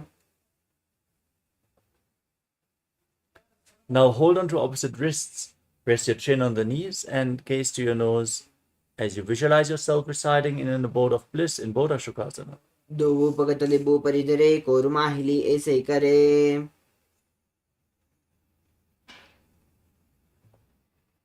Now bring your hands underneath the knees and hold on to opposite elbows.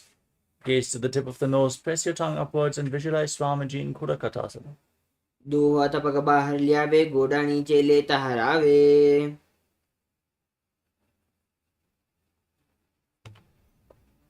Now cross the right ankle over the left. Keep holding onto your elbows. Gaze to your nose and visualize the great sage Maharishi Sumati in Sumati Asana. मूलद्वारे धरते परिठाने दावा पग परिदश पद आने.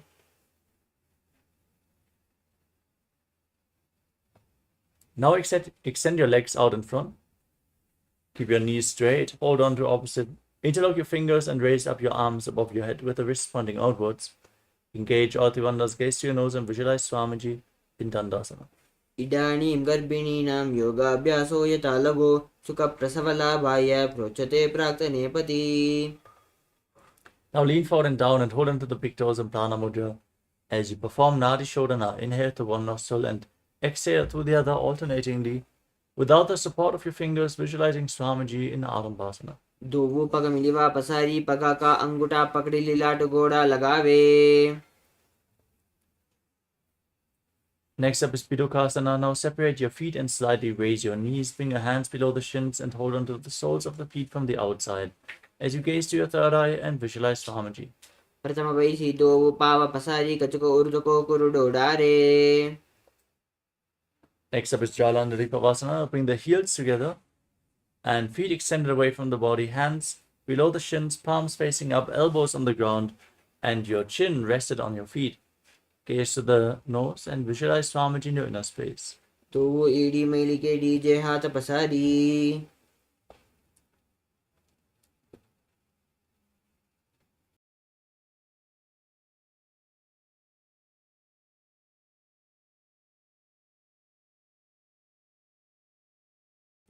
The next asana is Urdhva Paschimottanasana.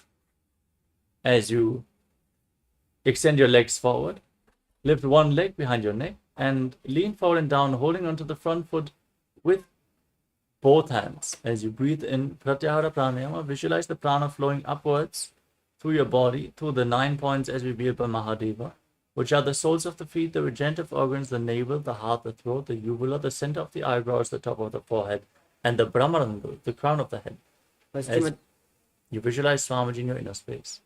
पश्चिमतानवस्थितं कृतम् एकं पादं ग्रीवायां धृत्वा तिष्ठेत्. Now lean back with the leg behind your neck, hold onto the foot behind your head. As you extend the opposite leg forward, gaze to your nose and visualize you are infinite, endless, eternal, Ananta in Anantasana. उत्तानशयनी एकैकं Pai ग्रीवायां विन्यस्य. Now roll onto the side of the hand, which is still holding onto the foot, as you gaze to the nose and feel in complete control in Ankushasana. उत्तानशयित एकैकं पादं ग्रीवायां कुर्वन्. Now lay down on your back and lift your legs over top of pull your knees towards your chest as you encircle them with your hands. Rock your body from side to side and visualize Swamiji in your inner space in Trishasana. उत्तानशयनं जानुहि हृदयेवष्टम्ब. Now repeat Urdhva Paschimottanasana on the other side. Lift the other leg behind your neck and lean forward and down, holding onto the front foot as you visualize Swamiji in your inner space. पश्चिमतानवस्थितं कृतम् एकं पादं ग्रीवायां धृत्वा तिष्ठेत्. Now lean back with the leg behind your neck, hold onto the foot and extend the opposite leg as you gaze to your nose and visualize yourself being unending. उत्तानशयनी एकैकं Pai ग्रीवायां विन्यस्य. Now roll onto the side, hold onto the foot, gaze to your nose and feel in complete control in Ankushasana. उत्तानशयित एकैकं पादं ग्रीवायां कुर्वन्.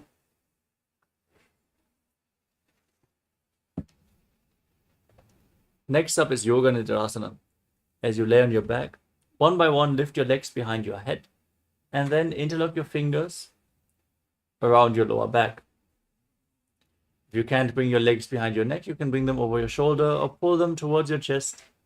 As you gaze to your nose, visualize Swamiji in your inner space. पादाभ्यां वेष्टयेत् कण्ठं हस्ताभ्यां पृष्ठबन्धनम्. Next up is Atmaramasana. With your legs over your shoulders, interlock your fingers behind your neck. Gaze to your nose and visualize Lord Vishnu blessing you from within. Atmaram आसन प्रथम सूदो शोभे. The next asana is Kochikasana. As you extend your legs, extend your arms out to the side at shoulder level. Pull your knees towards your chest and then keep the soles of the feet facing towards the sky. As you gaze to your third eye, visualize Swamiji in your inner space. द्वौ हाथ सीधा साकरे तनु शोभे सबाकरे. Next up is Jatara Parivritti 1, 2, and 3. From Kochikasana, with the arms extended out to the side, knees pulled to your chest, drop one knee to the side and extend the opposite leg down. This is the first step. Bend both knees to the side. This is the second step. And then extend your legs to the side, hold on to the feet and gaze in the opposite direction. Now return to the center. Drop the other knee to the side. Bend both knees to the side. And extend the legs to the side, holding onto the feet and gazing in the opposite direction as you visualize Swamiji. परिवृत्ति कुक्षिभागे त्रिधा हि परिकीर्तितः बद्धकोणं सुप्तकोणं मूर्धकोणं मतापि च.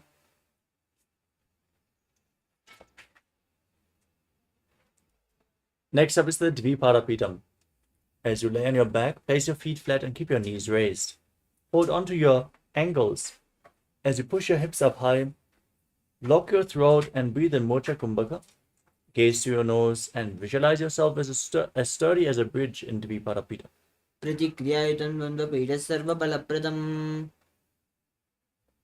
Now bring your hands over top of your shoulders, fingers pointing towards your feet.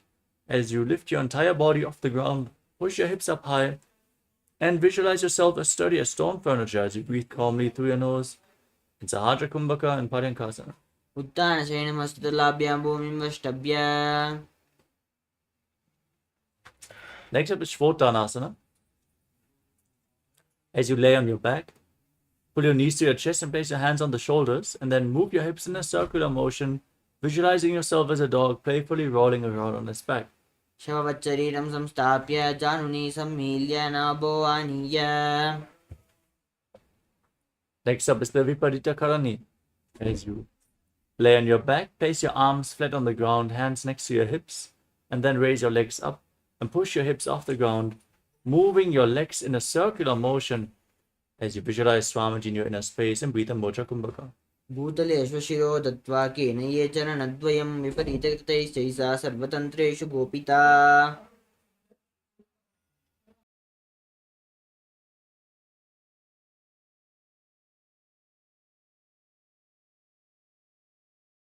Now stop the movement of your legs.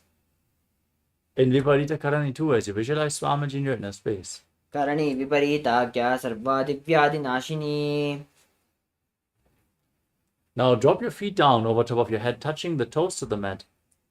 As you interlock your fingers behind your back in Padusha Mudra, place your hands on the ground and visualize yourself as a plow in Langalasana. ग्रीवाखण्डेन भूमिं विष्टम्ब पादाग्रद्वयम् ऊर्ध्वमुन्नयेत्. Next up is Chaita Paschimottanasana, one of the 84 asanas revealed directly by Lord Paramashiva himself. Maintain the posture but hold onto your feet over top of your head as you breathe in Mocha Kumbhaka.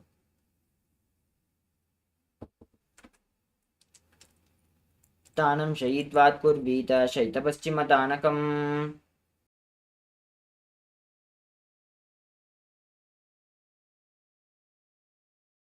Next up is Supta Konasana. With your hands holding onto the feet, separate your legs and keep your hips above the shoulder level as you visualize Swamiji in your inner space. परिवृत्ति कुक्षिभागे तथा हि परिकीर्तितः. Now join your feet back together and hold onto your ankles. As you roll onto your back, keep your arms and legs straight, visualizing yourself as a chakra or wheel. शवाशनस्तद्वौ पादौ कुर्यान्मस्तकतः परौ.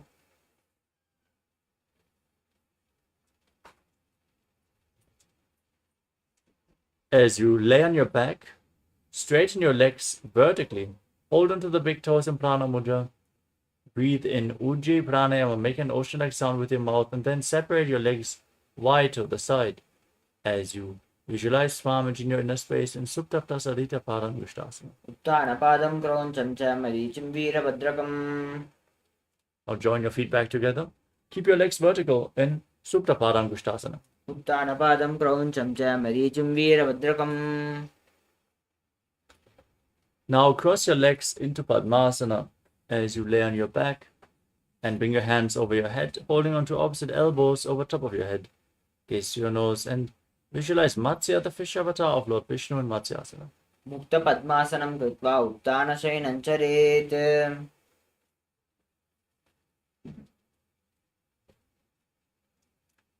Next up is Parasharamasana. As you lay on your back with your legs in Padmasana, place the backside of the right hand onto the left palm, palms facing up over top of your head. As you gaze to your nose, visualize Lord Rama in your inner space. प्रथमकरे पद्मासन आचे सूदो सूबे भूपरिपाचे. With your legs in Padmasana, now raise your knees and hips off the ground, supporting your lower back with your hands, elbows on the ground, throat locked, Mocha Kumbhaka, gaze to your nose in Sarvankasana. अथवा क्षेत्र संक्षेपात् सर्वांगासनम् उत्तमम्. Now lay on your back and place one foot on the opposite thigh. As you pull your knees towards your chest, extend your arms out over top of your head with the fingers hooked forward like the stinger of a scorpion, visualizing yourself as a scorpion as you gaze to your third eye in Vrishikasana. प्रथमशयन सूदो शीशके शिकी सन्धि सुधाके. Now repeat Vrishikasana on the other side. Just exchange the position of your feet. प्रथमशयन सूदो शीशके शिकी सन्धि सुधाके. Next up is Vrishabharakshipasana. Now lay on your back and interlock your fingers around your neck as you alternate, pulling your knees up towards your chest. Visualize Swamiji in your inner space. Breathe in Sahadra Kumbhaka and keep your legs off the ground. उत्तानशयनं कृत्वा अङ्गुलिभिः कन्दरां बद्ध्वा कूर्पुरो मिलयित्वा.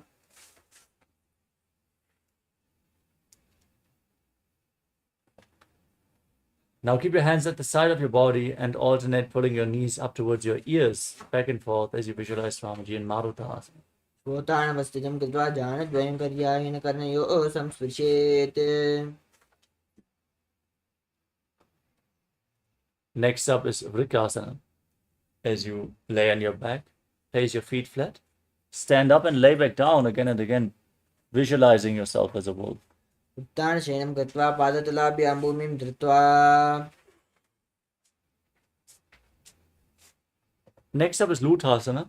As you lay on your back, kick your legs over and roll over completely again and again, visualizing Swamiji in your inner space. उत्तानशयनं पादौ शिरोरङ्ग्या भूमौ स्थापयित्वा Now lay down on your stomach and keep your hands at the side of your shoulders as you contract your lips and make a whistling sound like a flute on the inhalation.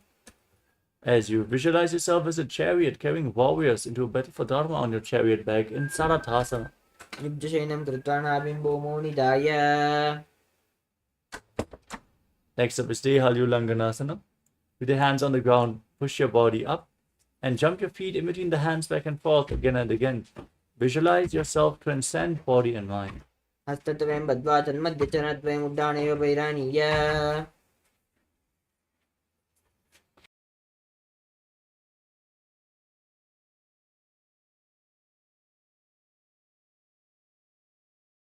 The next asana is Jatyasana. From a standing position, lean forward and down, place your hands on the mat, and walk around on hands and feet, visualizing yourself as a wise 60-year-old elephant. अथ जाट्यासनं भक्ष्ये येन जाटे स्मरो भवेत् Next up is Lolitika Karana. Now stand in Adimandi, heels together, toes pointing outwards and knees bent. Raise your arms to the shoulder level and rotate your arms around the body as you move your head in all directions. Open up your chest.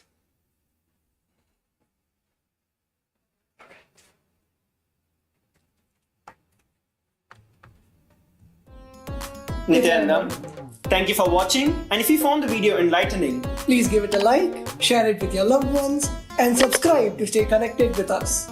don't forget to click the bell icon to receive the notifications.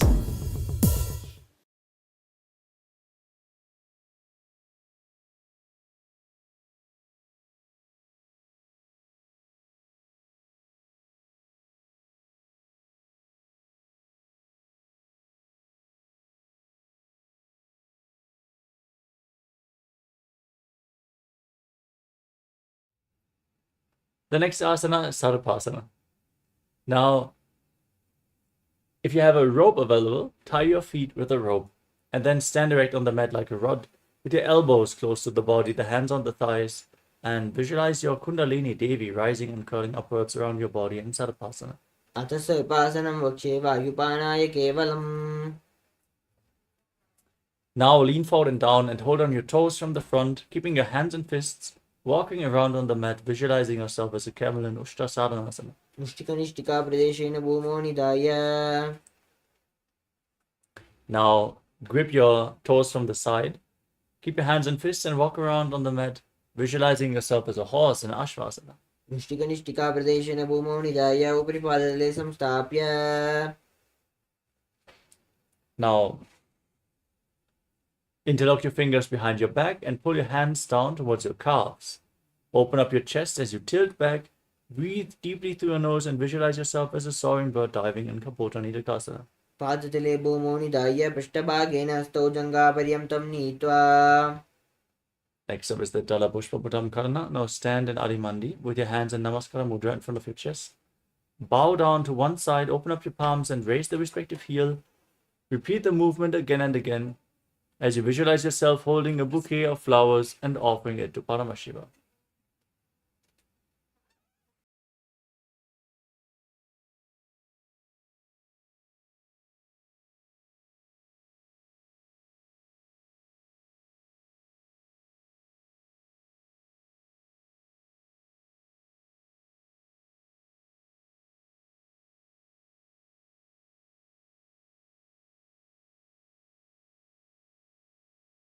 Next up is Khadgasana.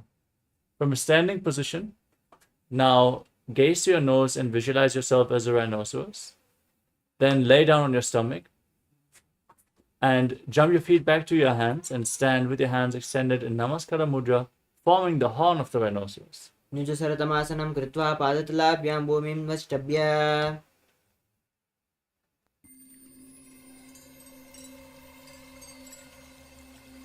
I welcome you all with my love and respect. Let you all open all your three eyes.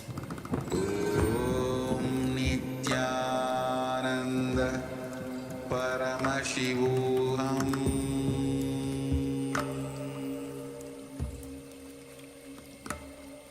Om Nithyananda Paramashivoham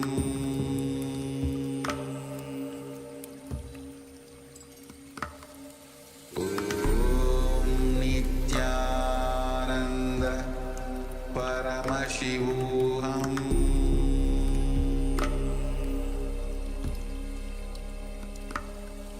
Om Nithyananda Paramashivoham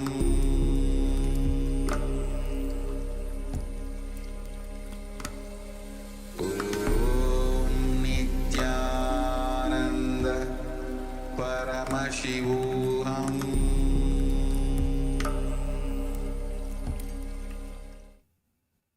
Yes, sorry for the technical glitch.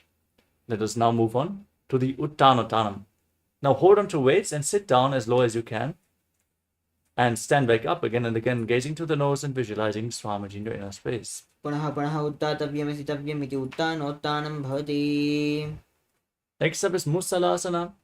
Now raise your arms up over top of your head and jump repeatedly, visualizing yourself as a mace. सरलं कृत्वा ऊर्ध्वं बाहुं नयेत्. We move on to Uchirshakasana. Now hold on to one foot and pull it towards your chest. Then sit down and stand back up with the other leg, alternating on both sides again and again as you gaze to your nose and visualize Swamiji in your inner space. हस्तद्वयेन धृत्वा तिष्ठेत्. The next karana is the Parshvajanu karana. Now keep the toes of one foot pointing to the side and pull the other knee against your chest with the arm encircling the leg, the hand in a fist, the other hand on the inner thigh.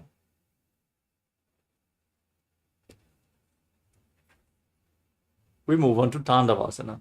Now hold on to weights, extend your arms out and extend the left leg as you sit down and stand back up, visualizing yourself fiercely dancing as Lord Shiva.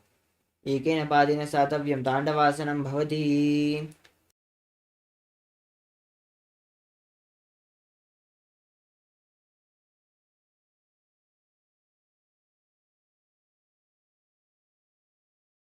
Next up is Brahmanasana.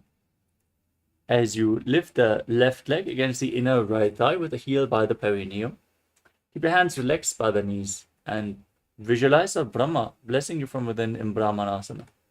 ब्राह्मणासनमावक्ष्ये यत् कृत्वा ब्राह्मणो भवेत् एकपादमुरो दत्त्वा तिष्ठेत् दण्डाकृतिर्भुवि. Next up is Garudasana 3. As you bring the left leg over and around the right knee, tuck the toes behind the right calf. Bring the left arm below the right and join your hands in Namaskara Mudra as you visualize yourself as Lord Garuda. उत्तानकूर्मपीठश्च सैमस्गारुडमेव च वातायनं गोमुखं च भारद्वाजं त्रिविक्रमम्. Now place your left foot on the right thigh and keep your hands by the side as you visualize Swamiji in your inner space. रक्षाङ्घ्रिं वामपादस्य जङ्घोपरिनिधाय च. Now, the next asana is Dhruvasana, the Pulsar posture. Now hold on to the left big toe in Prana Mudra. As you extend the leg out to the side, rotate quickly on the standing leg, visualizing yourself as the North Pole Star. एकेन हस्तेन दण्डरूपस्य एकस्य पादस्य अग्रं धृत्वा.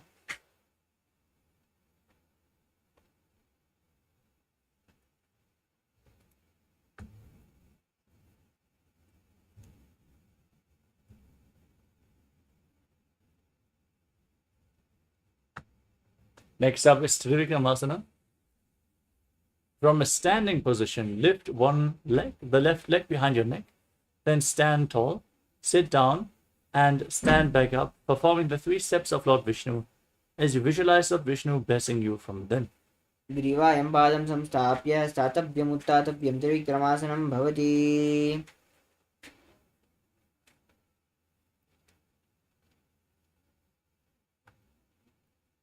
Now repeat the Parshvajanu Karana on the other side. Lift the right leg up with the knee against your chest, hand in the fist, the other hand on the inner thigh. Next up is Tandavasana. Now extend the right leg forward and your arms as well as you sit down and stand back up, visualizing yourself fiercely dancing as Lord Shiva. एकेन पादेन स्थातव्यं ताण्डवासनं भवति. We move on to Brahmanasana. As you lift the right leg towards the inner opposite thigh with the heel by the perineum, keep your hands relaxed by the knees and visualize Lord Brahma is blessing you from within. ब्राह्मणासनमावक्षेत् कृत्वा ब्राह्मणो भवेत्. Now bring the right leg over and around the left knee with the right toes behind the left calf. Bring the right arm below the left and join your hands in Namaskara Mudra, visualizing yourself as Lord Garudan Vardhasanatvi. उत्तानकूर्मपीठश्च सैमस्गारुडमेव च वातायनं गोमुखं च भारद्वाजं त्रिविक्रमम्. Now perform Ekapadasana with the right foot on the left thigh, hands by the side, visualizing Swamiji. दक्षाङ्घ्रिं वामपादस्य जङ्घोपरिनिधाय च. Next up is Turuvasana. Hold on to the right big toe as you extend the leg out to the side and rotate quickly on the standing leg, visualizing yourself as the North Pole Star. एकेन स्तेनदण्डरूपस्य एकस्य पादस्य आग्रं धृत्वा. Now repeat Trivikramasana on the other side. As you lift the right leg behind your neck, sit down and stand back up. Visualize Lord Vishnu blessing you from within. ग्रीवायं पादं संस्थाप्य स्थातव्यम् उत्थातव्यं त्रिविक्रमासनं भवति. We move on to Samanaka Karana. Now stand with the heels touching, toes pointing outwards. Your hands slightly extended away from the body, fingers pointing one by one. Breathe deeply and relax from this intense sequence of asanas as you get ready for the final 100 asanas of this sequence. Nithyananda, we are on a mission to revive the Enlightenment civilization. If you resonate with our message and want to be part of us, be sure to like, share, and subscribe. And don't forget to click the bell icon.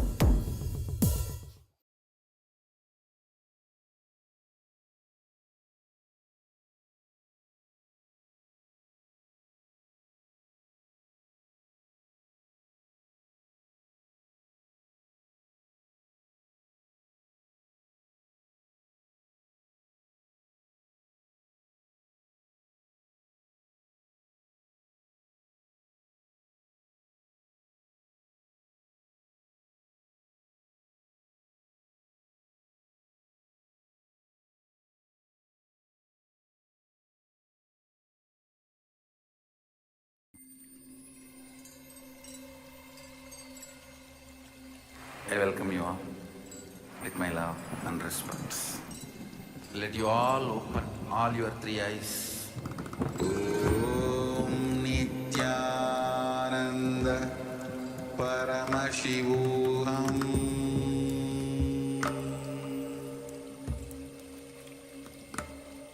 Om Nithyananda Paramashivoham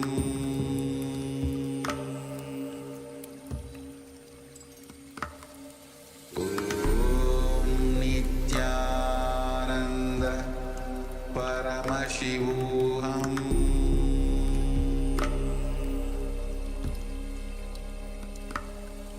Om Nithyananda Paramashivoham Om Nithyananda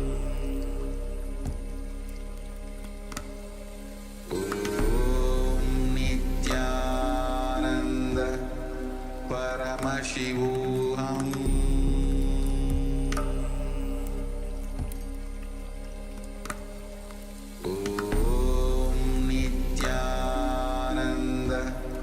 Paramashivoham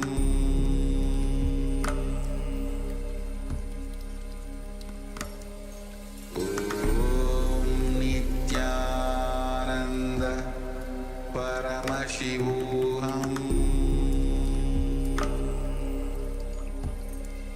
Paramashivoham Om Nithyananda Paramashivoham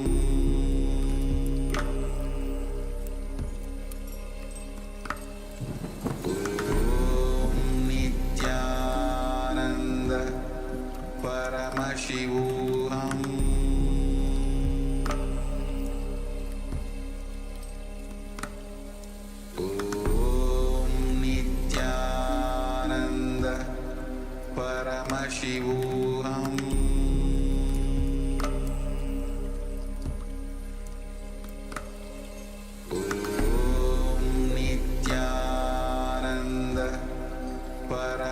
Paramashivoham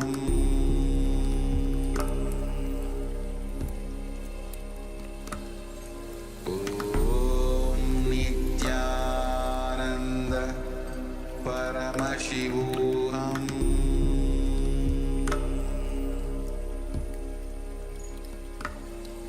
Om Nithyananda Paramashivoham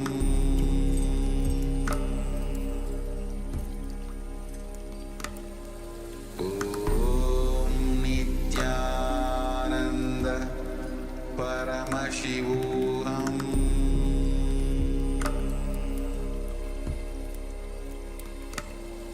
Om Nithyananda Paramashivoham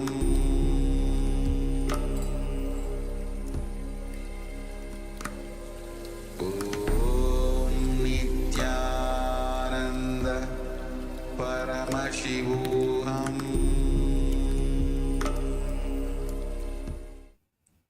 Yes, Nithyananda. Sorry for the interruption. Let us now continue with the next asana of the sequence, which is Gorak Anjali Asana. Now squat down with your knees separate and bring your arms in between the legs from the outside in, interlocking your fingers in front of your navel in Parasha Mudra. As you visualize the great sage Goraknath, the founder of the Natha Yoga Hindu Sampradaya, start breathing in Jivachala Kumbhaka. Inhale deeply and hold your breath, moving the retained prana freely along with your will throughout the body, upwards, downwards, and through your limbs. प्रथम ही उबो होये बाहुरी नीचे पुनि होवे. Next up is Kanchi Asana. From a sitting position, from a squatting position, interlock your fingers behind your back in Parasha Mudra and visualize Swamiji. ऊर्मध्यादस्थो निवेश्य नितंबं धृत्वा. Now bring your heels together close to the perineum and interlock your fingers behind your back as you gaze to your navel and visualize Bhagavan Kala Bhairava a lot of time in Bhairava Asana. दो पग की तलिया की माहिली Kaur मिलाइए. Now join your hands in Anjali Mudra behind your head and point the fingers towards the ground as you separate your toes, gazing to the nose and visualizing yourself as Varaha, the boar avatar of Lord Vishnu in Varaha Asana. पगतली की माहिली कौर मिलाई पना पानी उकड़ बेसे. Now hold on to the big toes in Prana Mudra as you raise your hips at the same level as your knees and visualize Swamiji in Klipitasana. पार्ष्णिद्वय सम्मील्य स्थित्वा नितंबं जानु प्रदेश आनीय. Next up is Bakasana. Now place your hands on the ground and bring your knees onto your arms towards your armpits, lifting your legs off the ground and balancing as in Kanipavasana, visualizing yourself as a crow in Bakasana. हस्ताभ्यां मौनिमष्टम्ब. The next asana is Sushtanga Kapali Asana, another inverted posture. Now, with your head on the ground, raise your legs up and then cross them over top of your head into Padmasana. As you gaze to your nose and visualize Swamiji in your inner space, still breathing in Jivachala Kumbhaka, moving the prana within your body. आसन को गण कपाल आचो होइए. Now come to a kneeling posture with your heels outside the hips. As you gaze to your nose, visualize you're sitting in the secret seat with Paramashiva and Guru in Guptasana. जानुर्वोरन्तरे पादौ कृत्वा पादौ च गोपयेत्. पादौ परिच संस्थाप्य गुडं गुप्तासनं विदुः.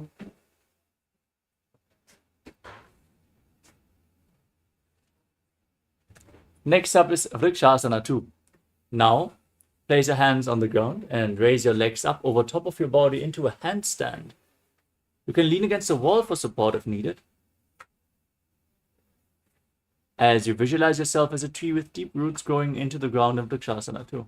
सप्तचक्रक्षालनाय वृक्षासनविशेषकान्. Next up is Shiva Asana. From the handstand, now gaze to your third eye and visualize Tejas. Energy is flowing towards your third eye, rejuvenating your body. दो पग जोई माही गुल्प मिलाये. Now place your hands on the ground and step your feet back into a plank position as you lower your body down and push it back up again and again, visualizing yourself as a fish in Matsyasana 2. युज्यशयनं कुरुपुरो पार्श्वभागाय मूर्धकृत्य. Next up is Sarpasana 2. Now, as you lay down on your stomach, place your hands on the hips and lift your head and chest from left to right, visualizing and moving your body like a snake. निब्जशीनं कृत्वा स्तोणितम्बं संस्थाप्य पादोदीकीकृत्य. Next up is Niralambanasana. As you lay down on your stomach with the elbows on the ground, rest your chin on your hands and feel self-supported and completely independent. कराभ्यां पङ्कजं कृत्वा तिष्ठेत् कूर्परया सुधीः. Next up is Chaturasana. Now bend your knees and place your hands flat on the ground, straightening your arms, raising your chest, bringing the upper back toward the feet as you visualize yourself as an umbrella protecting your guru from the sun rays. अध्यासनवस्थित्वा हस्ततलाभ्यां भूमिं वष्टभ्यां चत्रासनं भवति. Now sit in Vajrasana. With the heels underneath the perineum, extend your arms out in front and place your forehead and your palms on the mat.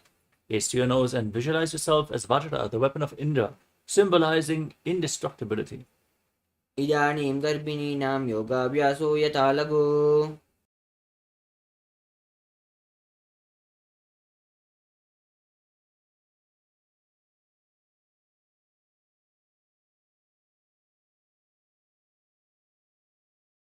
Next up is Meshasana. Now place your hands on the ground, shoulder width apart, and raise your hips up. Alternate striking the ground with your hand as you visualize yourself as a powerful ram. गजासनसंस्थो एकैकं बाहुं भूमौ ताडयेत् मेषासनं भवति. Next up is Ajasana.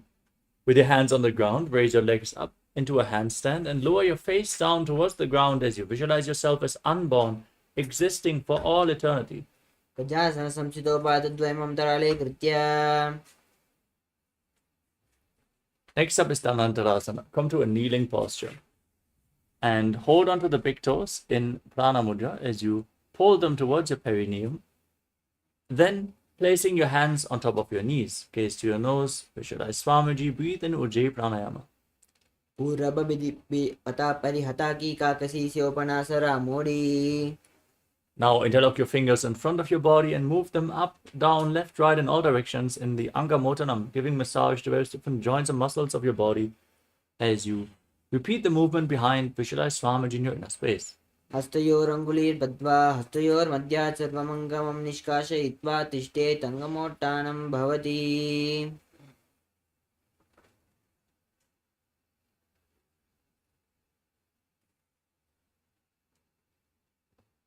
Next up is Garudasana form. Now turn your feet outwards and sit in between the heels with the thighs and calves on the ground.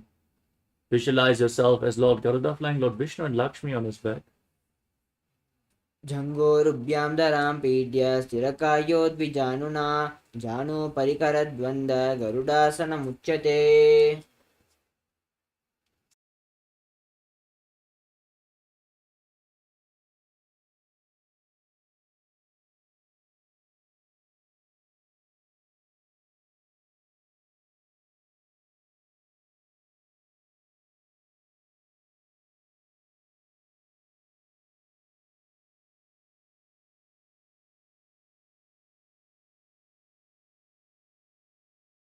The next asana is Ananda Mandirasana. As you bring the soles of the feet together behind your back, the toes pointing back, hold onto your ankles. Keep your knees separated and place the front of your buttocks on the ground. Gaze to your third eye and visualize residing in the blissful space of a temple in Ananda Mandirasana. अथ वक्षे वीरनाथ आनन्दमन्दिरासनं यत्कृत्वा अमरो धीरो भवत्येवेह साधकः. Next up is Mandukasana 2. Now cross your feet and sit on the heels as you place your hands underneath the knees.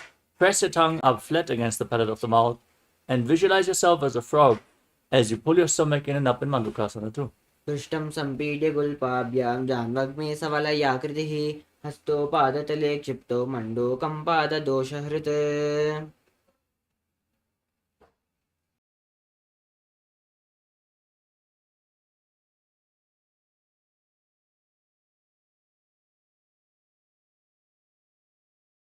Next up is Narasimhasana. As you Sit on raised heels.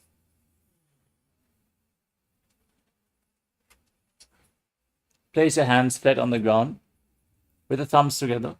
Gaze to the tip of the nose and visualize Narasimha, the lion man avatar of Lord Vishnu. Gaze to your nose, stick your tongue out and exhale forcefully again and again. Dovu pana pani hoye vese, edi milari gudani vese.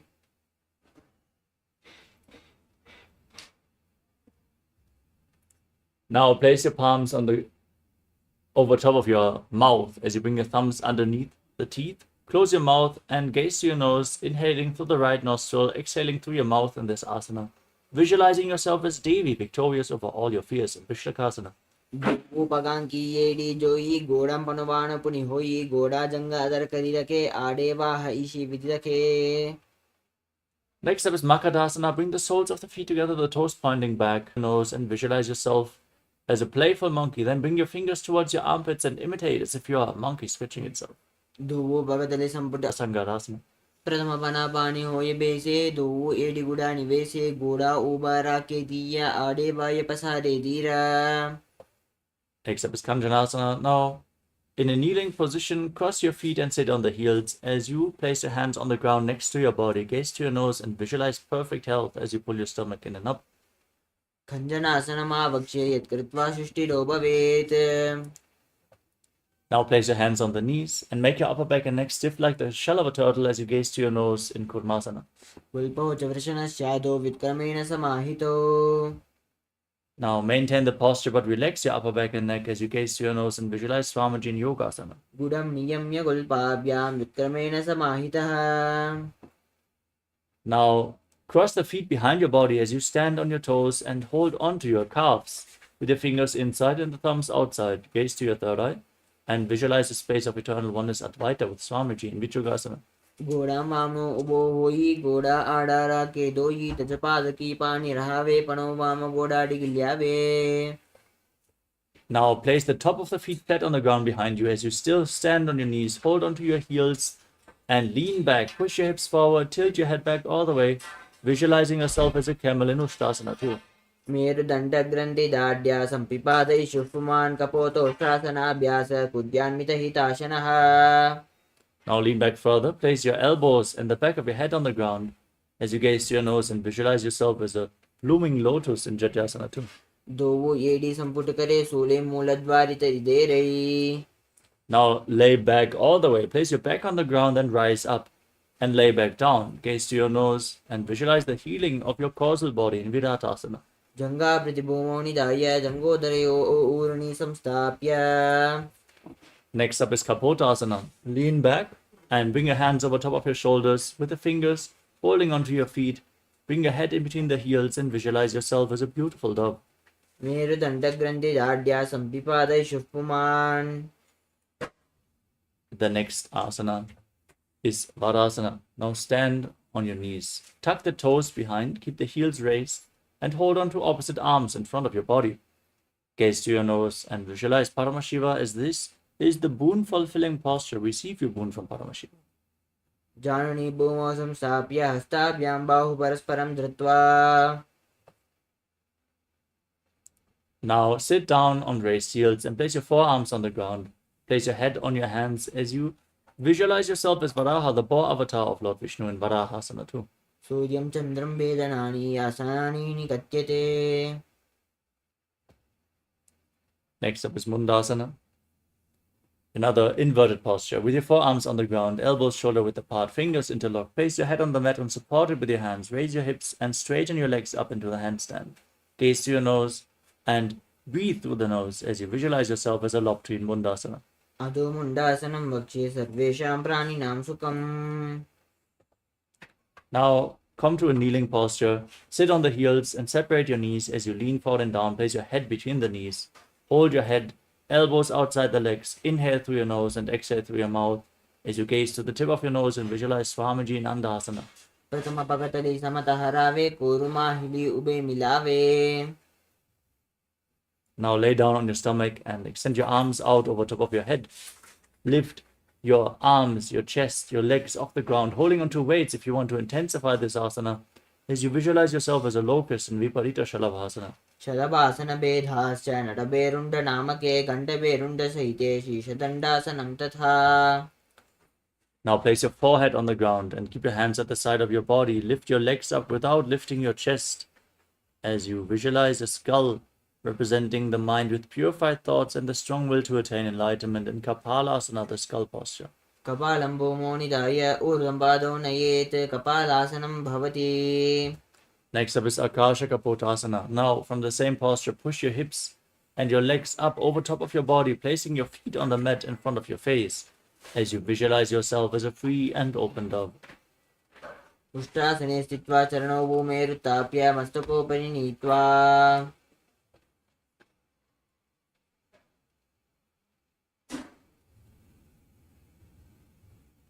Next up is Chatakasana. From a kneeling posture, bring your forearms on the mat and visualize yourself as a sparrow. ऊर्ध्वपर्यन्तो हस्तोदरामवष्टम्ब जाननीनाभो संकुञ्च्य.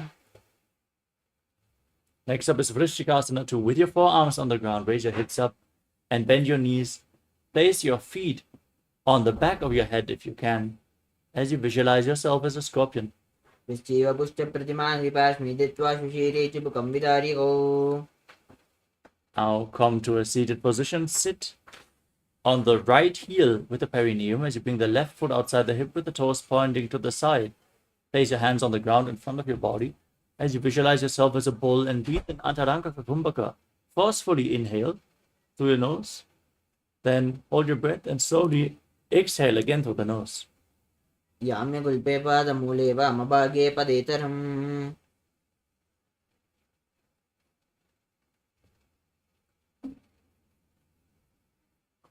Next up is Lolasana. From the same posture, now raise your body off the mat. Balance on your arms as you cross the toes of the left foot over the right and visualize Swamiji in your inner space. लोलासनं सदा कुर्यात् वायुलोलापघातनात्. Now sit down on the left heel with the right foot outside the hip, the toes pointing to the side, hands in front of the knees, visualizing yourself as a bull in Vrishasana. याम्यगुल्पे पादमूले वामभागे पदेतरम्.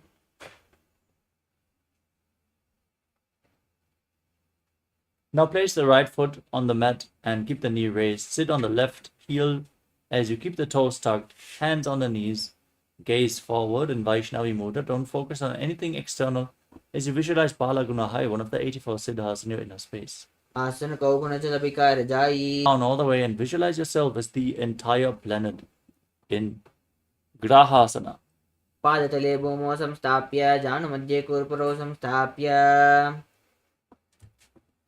Now squat back down with the left foot flat sitting on the right heel, hands on the knees, visualizing Bala Gunahai in Bala Gunasana. आसन कौगुण च लपिकार जायी. Now step both feet in and sit on the raised heels. Keep your knees together, hands on the knees, holding onto weights as you visualize Swamiji in Utkatasana. पिजास्पिजोस्त्येत ऊर्ध्वनेत्राशिने पादतलद्वयोपरि. Next up is Vajrasangarasana 2. Bring the soles of the feet together and separate your knees, holding onto opposite elbows behind your back as you visualize Swamiji in your inner space. प्रथमपणापाणि होय जैसे दुवु एडिगुडा निवेशे. Now place your hands flat on the ground and step your heels onto your hands. As you keep your arms straight, squat down, gaze to your nose, and visualize you are able to live off of air alone in Andyasana. दुवु हत भूम परिटाने कहुनी जाड़ियां बिलग आने. Now place the back of your hand on the ground. As you step your feet onto your palms, wrap your hands around the feet like shoes and walk around on the mat, visualizing yourself wearing padukas, walking across India in Padukasana. हस्ततलयोः पादतले कृत्वा तिष्ठेत् गच्छेत् पादुकासनं भवति. The next asana is Kukkutodanasana. Now place your palms on the ground and kick your legs up again and again, visualizing yourself as a rooster. हस्तजले भूमौ कृत्वा पादते च ऊर्ध्वमुद्दानं कृत्वा. Next up is Viparita Nidasana. From a handstand posture, move your legs around, dancing on two hands. Feel yourself become free of all inhibitions. हस्ततलाभ्यां भूमिं वष्टभ्य ऊर्ध्वं पादाग्रे कुर्वन्.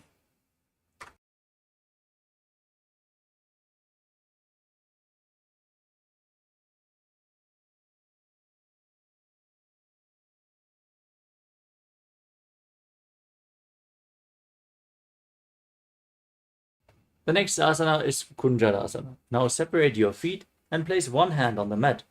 Place the other hand by the ear as you visualize Swamiji in your inner space. अथ वक्षे Mahadev कुञ्जरासनमुत्तमं करेणैकेन पादाभ्यां भौमोत्तिष्ठे चिरकरः.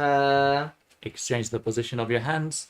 Repeat Kunjarasana, visualizing Swamiji. अथ वक्षे Mahadev कुञ्जरासनमुत्तमं करेणैकेन पादाभ्यां भौमोत्तिष्ठे चिरकरः. Next up is Kadambasana. Now squat down all the way and keep your heels close to the perineum. Balance on your heels as you lift your toes off the ground and visualize yourself as a Kadamba tree, a pious tree that promotes a long life. पार्श्वभ्यां भूमिमाष्टभ्यः हस्तद्वयेन गुल्पौ धृत्वा तिष्ठेत् काडम्ब भवति. Next up is Pavanamuktasana. Now pull your knees to your chest. Place the feet flat and visualize any excess vata being released from or balanced within your system. द्वयोस्तु पादयोः पाणिं लात्वा स्वस्तिनि त्र्यम्बके जानुनि वक्षसि साधुर्बभ्रति करबन्धनैः. The next asana is Chakorasana. Now lift one leg behind your neck and extend the other leg forward. As you place your hands at the side of your body, lift your entire body off the ground, gaze to your third eye, and visualize yourself as a powerful source of energy. पूर्वतानं चतुष्पादं पीठं वज्रासनं तथा. Now hold onto the big toes and Prana Mudra with index and middle fingers and pull the right foot towards your ears if you're pulling a bowstring back, visualizing yourself as a bow in Dhanurasana too. पादाङ्गुष्ठौ तु पाणिभ्यां गृहीत्वा श्रवणावधिः.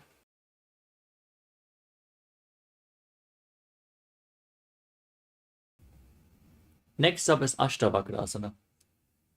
Now lift the right leg over your shoulder and place the left foot on top of the right. Extend your legs out to the side, lean forward, lift your legs off the mat, and visualize yourself as a flying crane. वासिष्ठमतकौण्डिन्यं ऊर्ध्वकुक्कुटमेव च. Next up is Pranasana. Now place the left foot on the right thigh and raise the right knee as you bring your right shoulder below the raised knee. Gaze to your third eye and visualize you are immortal and able to exist solely from prana. एतत् प्रभेदं वक्ष्यामि करोति स चामरः एकपादमुरो बद्ध्वा स्कन्धेऽन्यत्पादरक्षणम्. Now bring the left foot to the right hip and step the right foot over the left knee. Bring your left elbow around the raised knee and bring your hand behind the back, interlocking your fingers as you gaze to your third eye and visualize Sage Matsendranath, the master of Hatha Yoga and Parashvamatsyendrasana. मत्स्येन्द्रपीठं जठरप्रदीप्तिं प्रचण्डरुग्मण्डलकण्डनास्त्रम् अभ्यासतः kundalini प्रबोधं दण्डस्थिरत्वं हि ददाति पुंसाम्. Now repeat Chakorasana on the other side. Lift the left leg behind your neck and lift the right leg up as you lift your entire body off the ground. Gaze to your third eye and visualize yourself as a powerful source of energy. पूर्वतानं चतुष्पादं पीठं वज्रासनं तथा. Now repeat Dhanurasana 2 as you hold onto the big toes and pull the left foot towards your ear, visualizing yourself as a bow. पादाङ्गुष्ठौ तु पाणिभ्यां गृहीत्वा श्रवणावधिः. Now repeat Ashtavakrasana on the other side. Lift the left leg over your shoulder and place the right foot on top of the left, extending your legs out to the side as you lean forward and balance on your arms, visualizing yourself as a flying crane. वासिष्ठमतकौण्डिन्यं ऊर्ध्वकुक्कुटमेव च.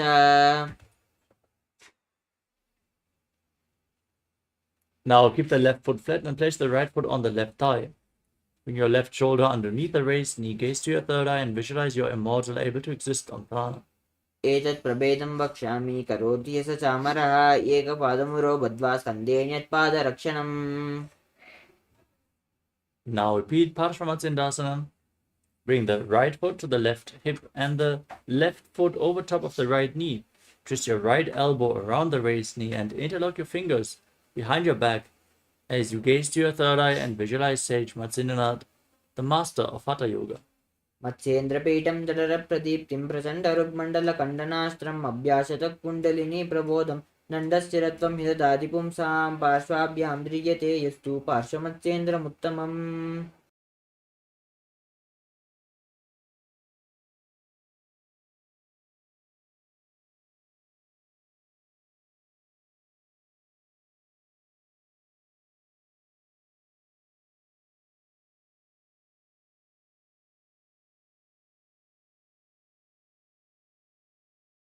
Next up is Ardha Paschimottanasana. Now, keep the right heel against the perineum and lean forward and down. Hold onto the front foot with both hands. As you visualize Swamiji in your inner space, breathe in Jiva Chala Kumbhaka. Move the prana within your system. एकं पादं प्रसार्य एकं पादस्य पार्श्वनाशीवनी सम्पीड्य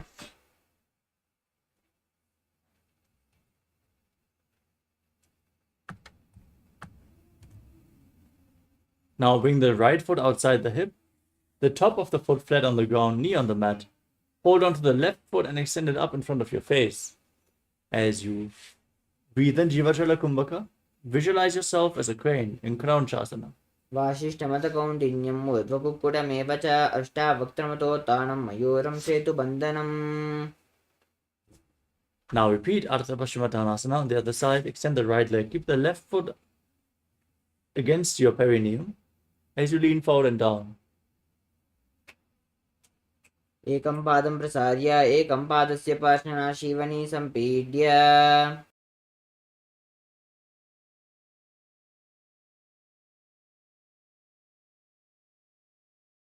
Now bring the left foot outside the hip and lift the right foot in front of your face as you visualize yourself as a crane Krauncha in Kraunchasana.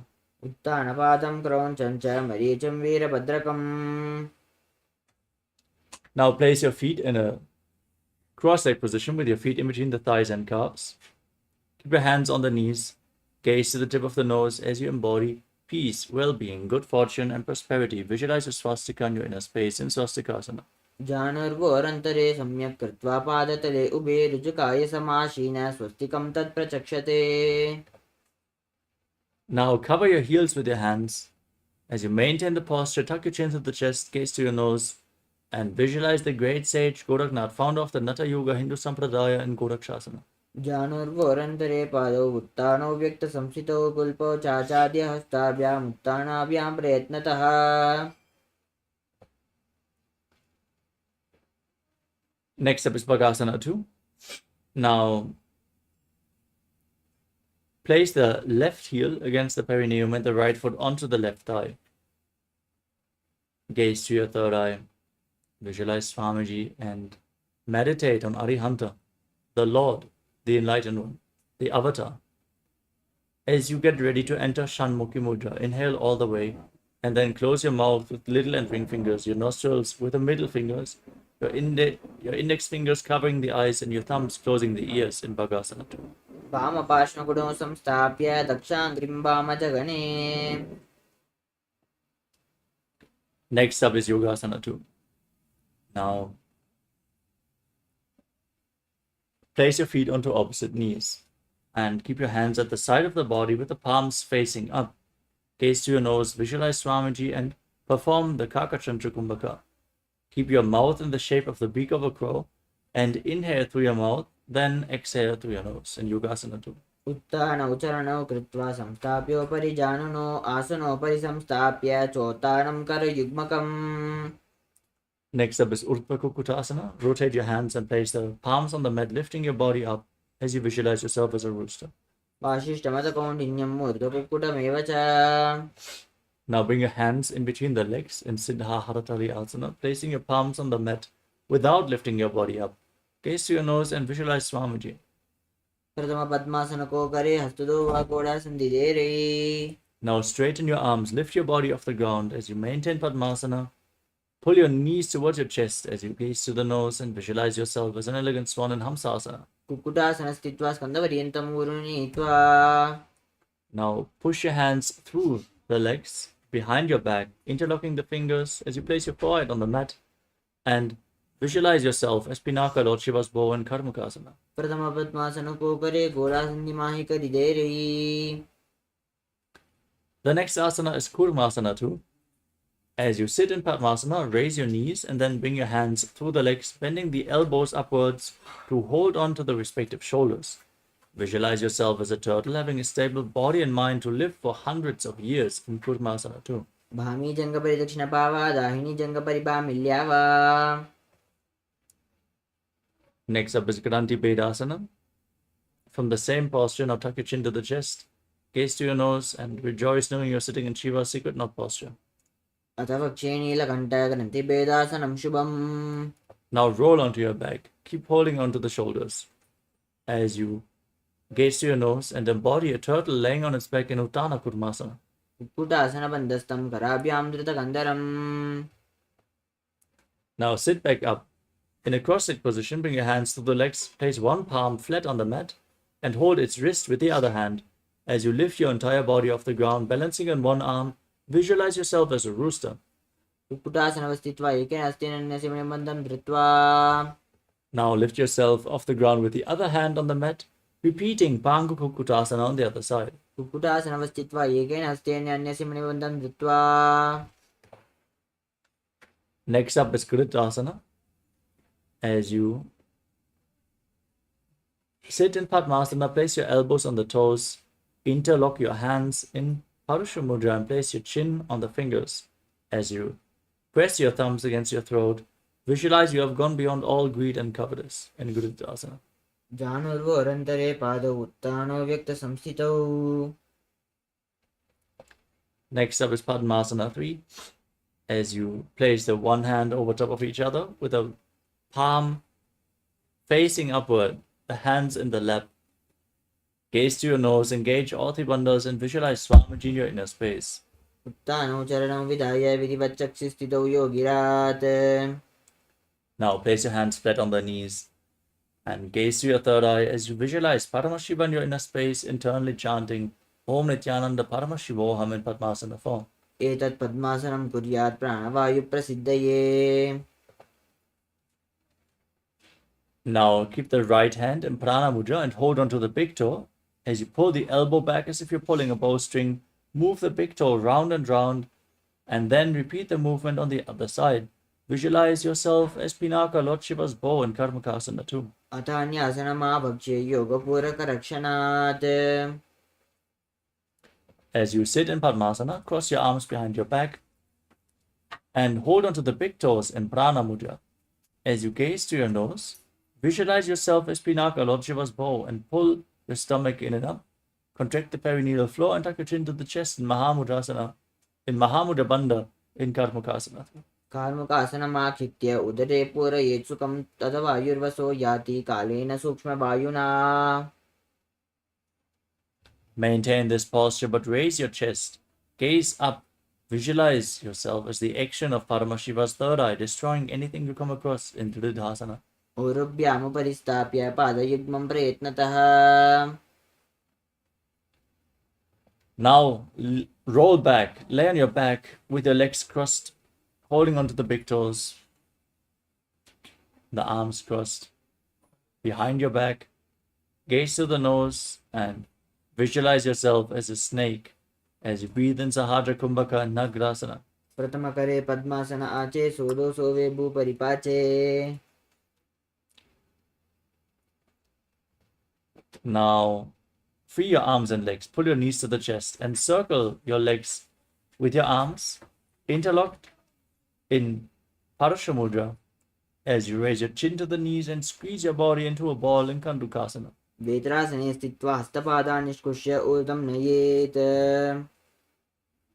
Now place your feet flat, keep the knees raised and interlock your fingers around your neck as you gaze to your nose and visualize Swamiji in Urdhva Bhavanasana. प्रथम सोदो San करावे गोड़ा उबारा से मिलावे. Now place your hands underneath the heels with the palms facing up. Push your hips off the ground as you lock your throat. Breathe in Mocha Kumbhaka and visualize yourself as a powerful alpha ape in Marakata Pitasana. उत्तान शयनं पादतले उत्तान हस्तयोः स्थापयेत्. Next up is Uttana Shikipitakasana. Support your lower back with your hands and raise your legs off the ground, pointing the toes. Rest your entire body weight on your elbows as you gaze to your nose and visualize Swamiji in your inner space. धन्वोर्बलहीनस्तेत् उत्तानशिखिपीठकम् अप्रमत्तः प्रकुर्वीत भुक्तेः प्राग्विजितेन्द्रियः.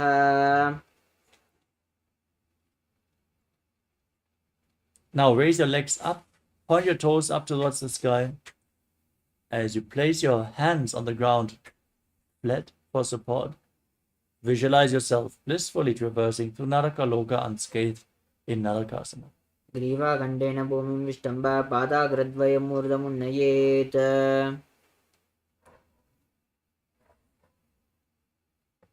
Next up is Tiryan Naukasana. Now bring your hands towards the lower back and straighten your entire body. Lower your legs down to engage your core, visualizing yourself as a boat crossing the ocean of samsara. नौकावस्थित्वा ऊर्ध्वं पादाग्रद्वयं नयेत्। Now place your hands back on the ground. Point your toes to the sky.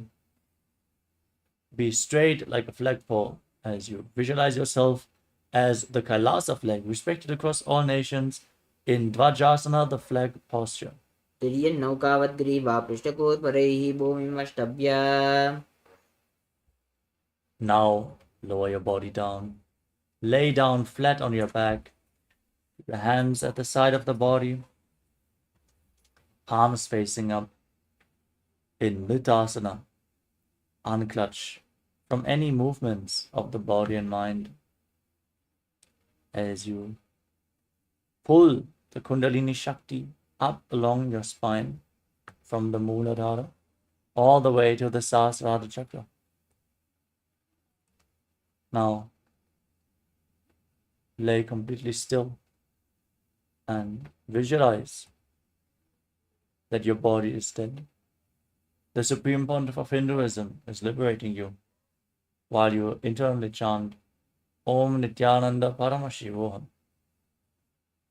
अथ शवासनम् उत्थानं शववद्भूमौ शयनं तु शवासनं शवासनं श्रमहरं चित्तविश्रान्तिकारणम्।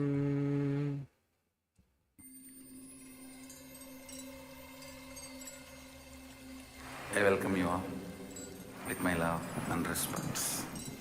Let you all open all your three eyes. Om Nithyananda Paramashivoham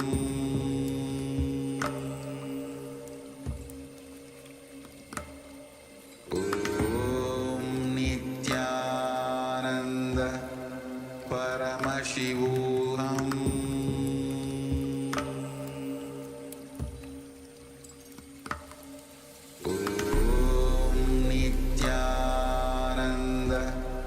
Paramashivoham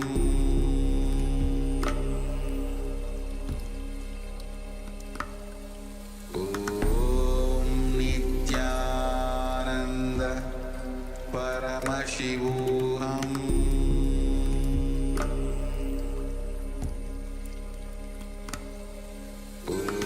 Om Nithyananda Paramashivoham Paramashivoham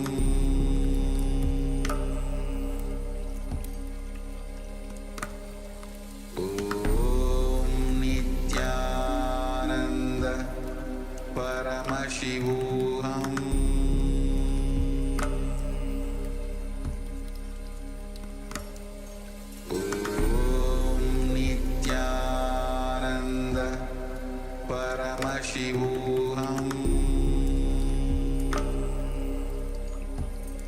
Paramashivoham Om Nithyananda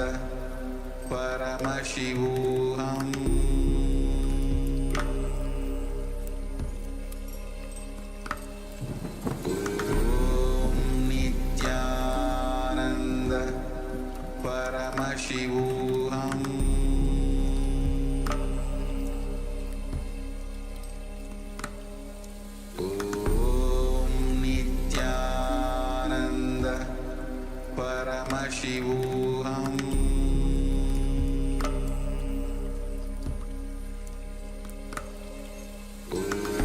Om Nithyananda Paramashivoham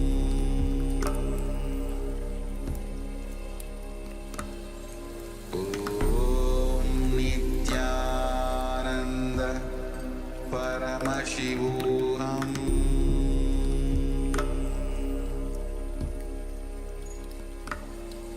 Om Nithyananda Paramashivoham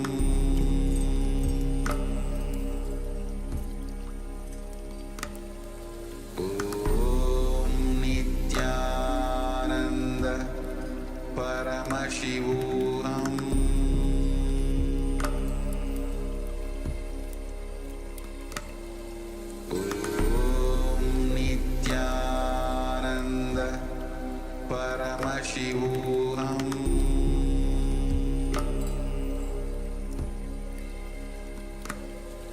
Om Nithyananda Paramashivoham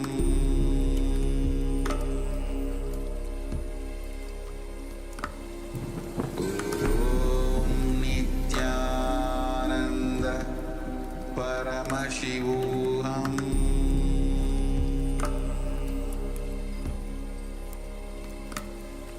Om Nithyananda Paramashivoham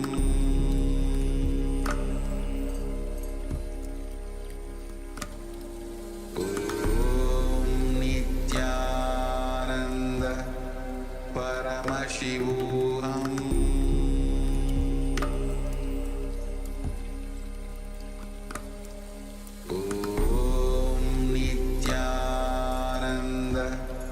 Paramashivoham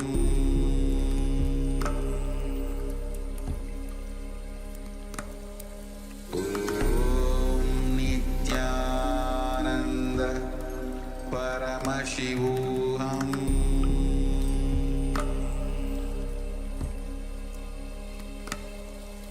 Om Nithyananda Paramashivoham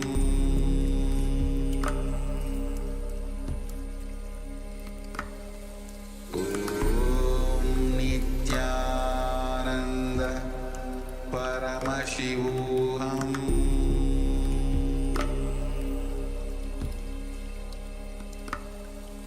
Om Nithyananda Paramashivoham Om Nithyananda Paramashivoham Om Nithyananda Paramashivoham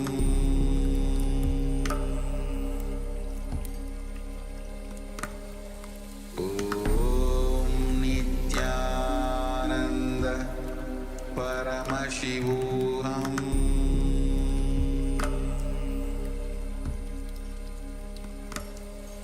Om Nithyananda Paramashivoham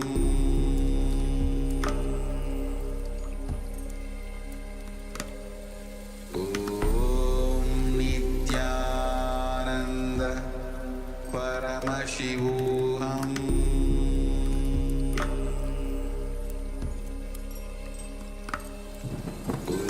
Om Nithyananda Paramashivoham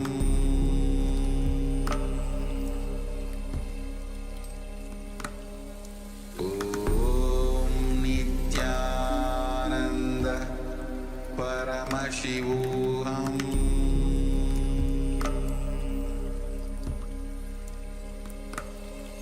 Om Nithyananda. Now, slowly, return to your physical body. Start to wiggle your fingers and toes, your wrists and your elbows and your knees. Pull your knees up towards your chest and rock your body from side to side, slowly returning to a comfortable seated position.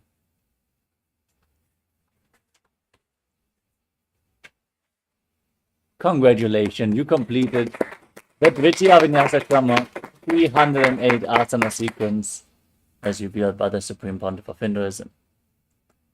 With this, we come to the end of this session, but we request everyone to stay tuned and get ready for the power manifestation. Quickly have a sip of water and get ready as we manifest the powers of Paramashiva, the Shaktis. Let us now conclude today's Nithyananda Yoga session as we all sit straight with the head, neck and spine in a straight line, hands in Namaskara Mudra, visualizing Swamiji as we chant the Purna Mantra. Om Purnamadav Purnamidam Purnat Purnamudachyate Purnasya Purnamadaya Purnamevavashishyate. Om Shanti Shanti Shanti. Hari Om Tat Sat.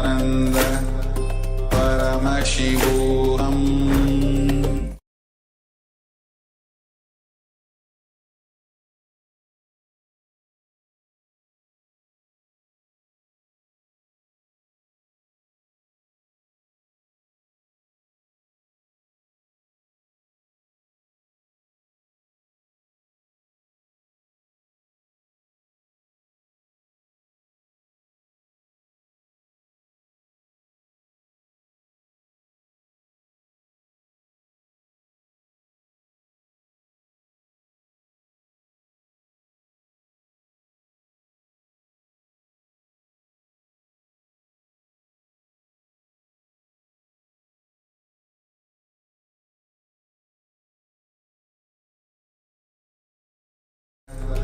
Paramashivoham Om Nithyananda Paramashivoham Om Nithyananda Paramashivoham Om Nithyananda Paramashivoham Nithyananda Paramashivoham Om Nithyananda Paramashivoham Om Nithyananda Paramashivoham Om Nithyananda Paramashivoham Om Nithyananda Paramashivoham Om Nithyananda Paramashivoham Om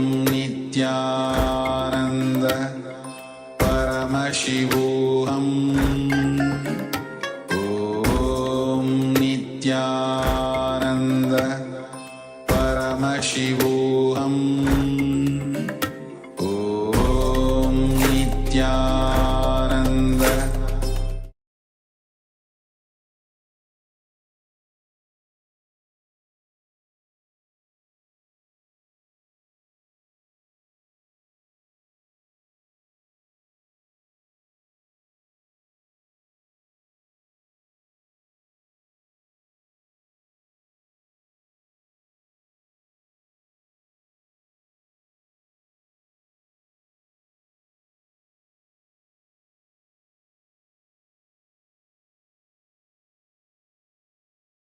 Nithyananda Paramashivoham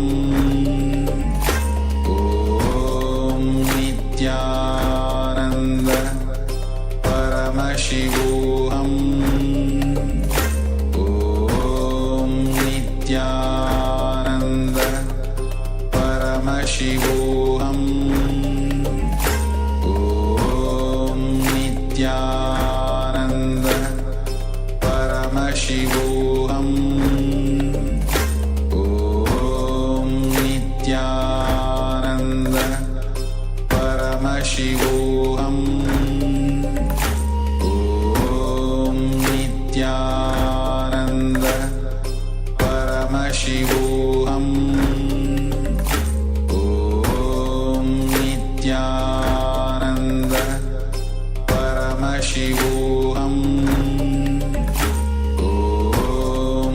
Nithyananda Paramashivoham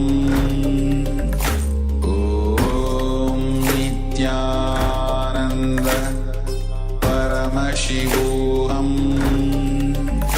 Om Nithyananda Paramashivoham Om Nithyananda Paramashivoham Om Nithyananda Paramashivoham Om Nithyananda Paramashivoham Om Nithyananda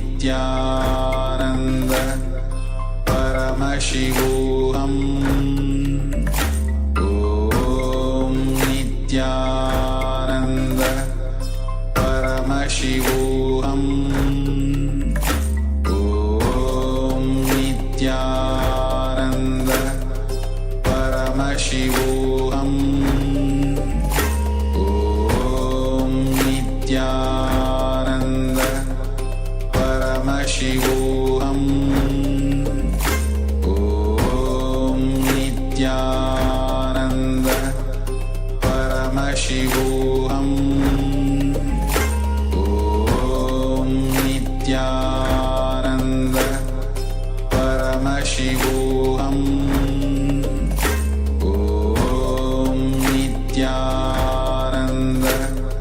Paramashivoham Om Nithyananda Paramashivoham Om Nithyananda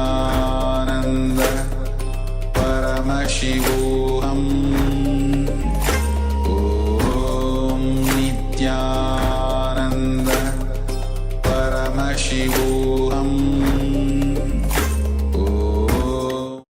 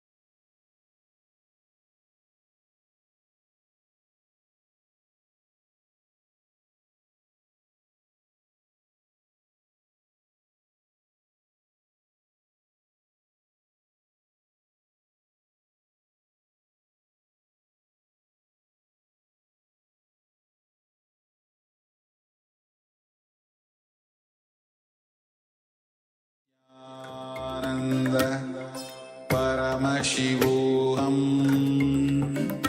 Om Nithyananda Paramashivoham. Om Nithyananda Paramashivoham. Om Nithyananda Paramashivoham. Om Nithyananda Paramashivoham. Om Nithyananda Paramashivoham.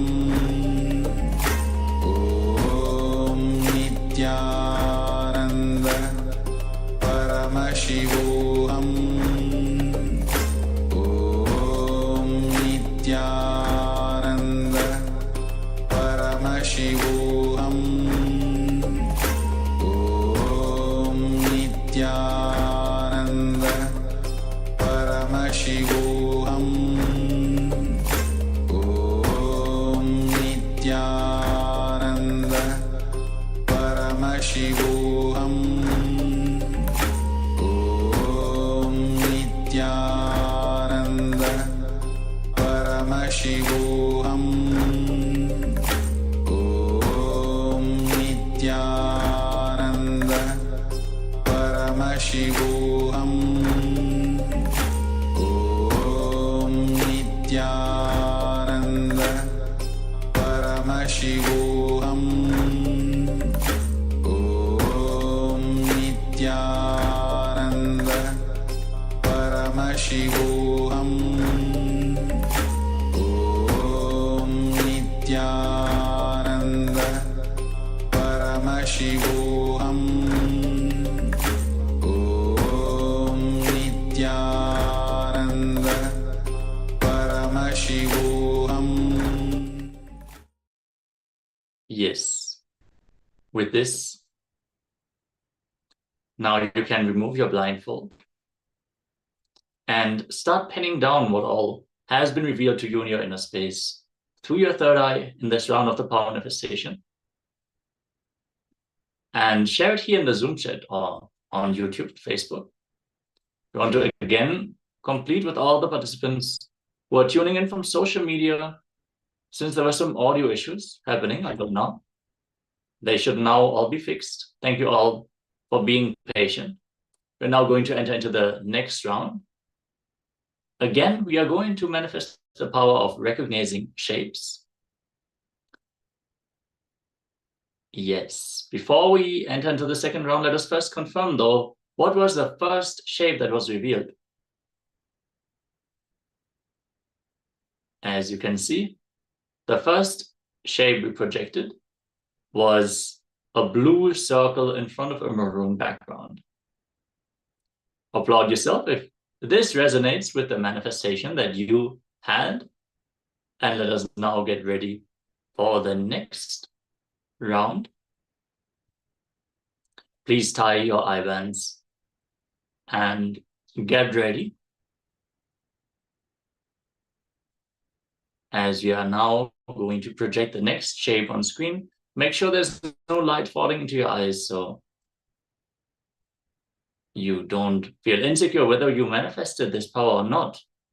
It is for our own empowerment that we are manifesting these powers, right? So let us be sincere and sit in the space of oneness. Again, chant the Mahavakya. Om Nithyananda Paramashivoham. Keep vibrating intensely, as we are now going to project the picture on screen.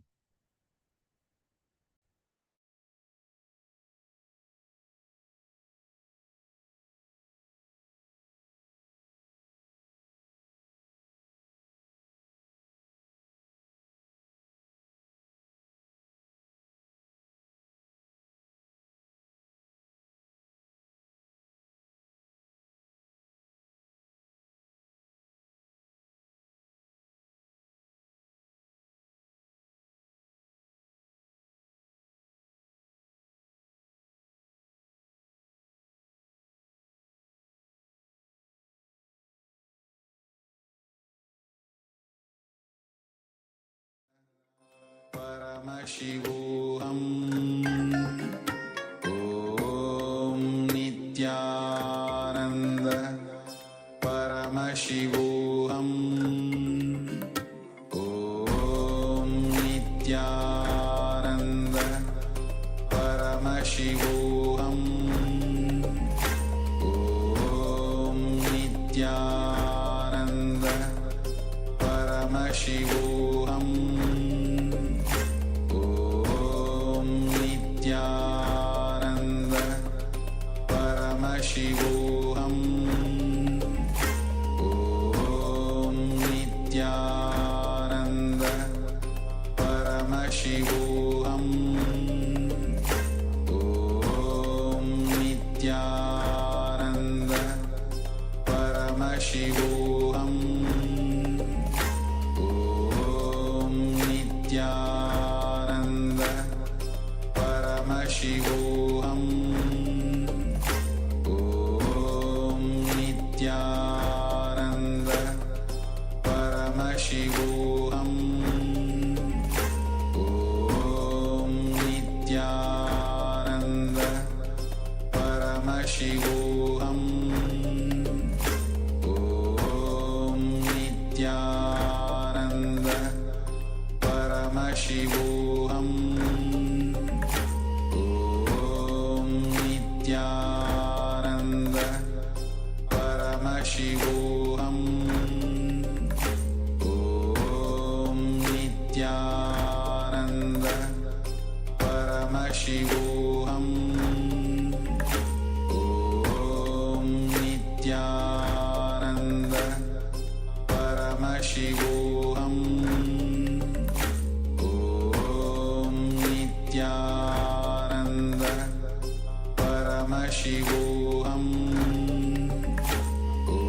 Om Nithyananda Paramashivoham Om Nithyananda Paramashivoham Om Nithyananda Paramashivoham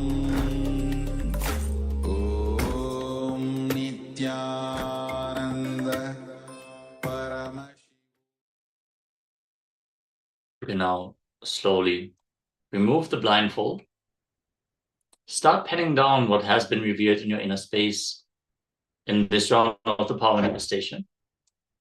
And let us know what you manifested in this round. What is the shape? What is the color that was revealed to you in your inner space?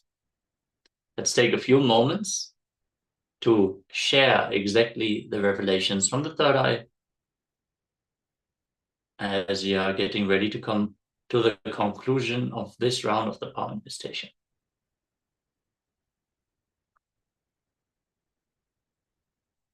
Let's take just a minute to pen down exactly the revelation from the third eye and then verify the manifestation.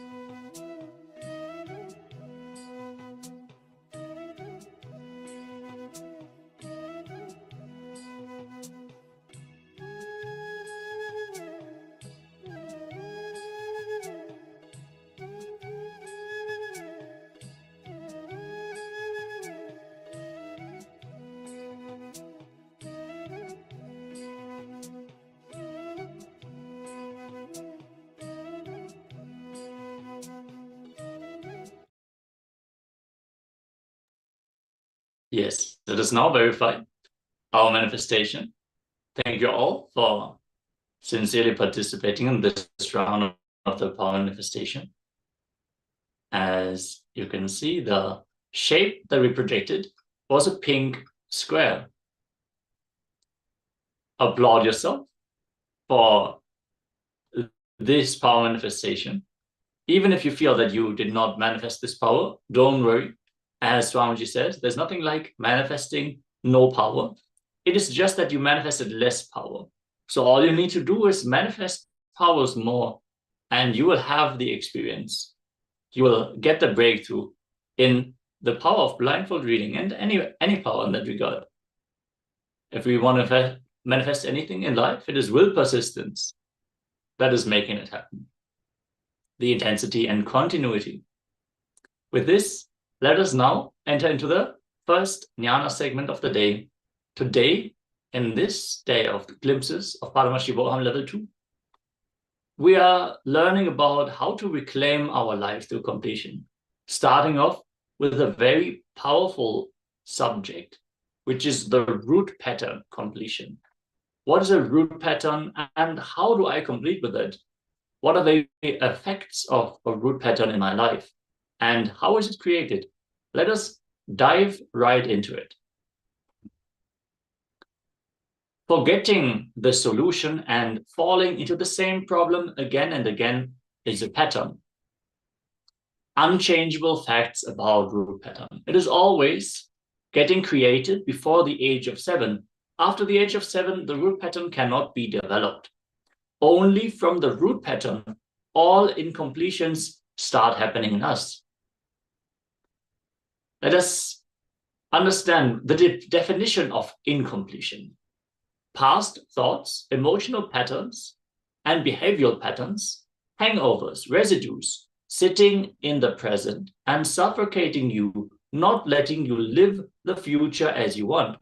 Means one day, a person might have seen somebody getting killed on the beach.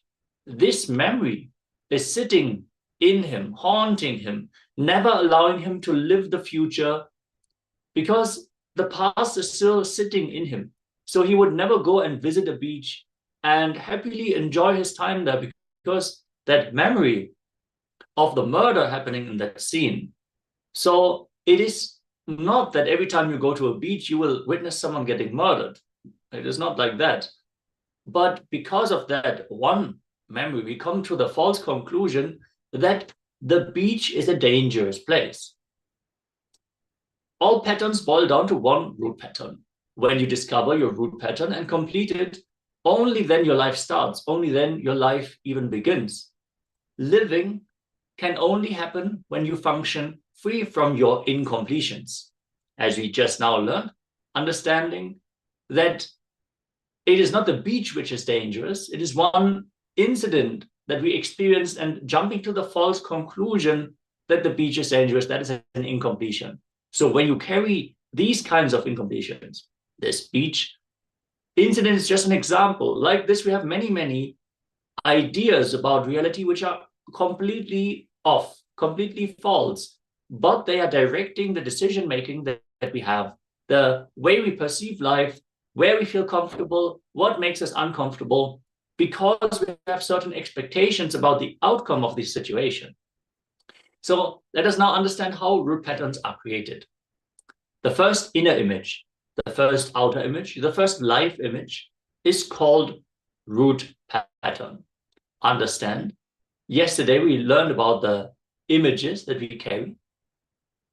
And based on the incidents that we experience in our early childhood, where we are basically a completely clean slate, an unwritten paper, and then something spills on it, and that sticks for the future. Based on that, we draw our life. Based on that, what is already engraved, when we can not make a clear decision whether we want to adapt that belief or not.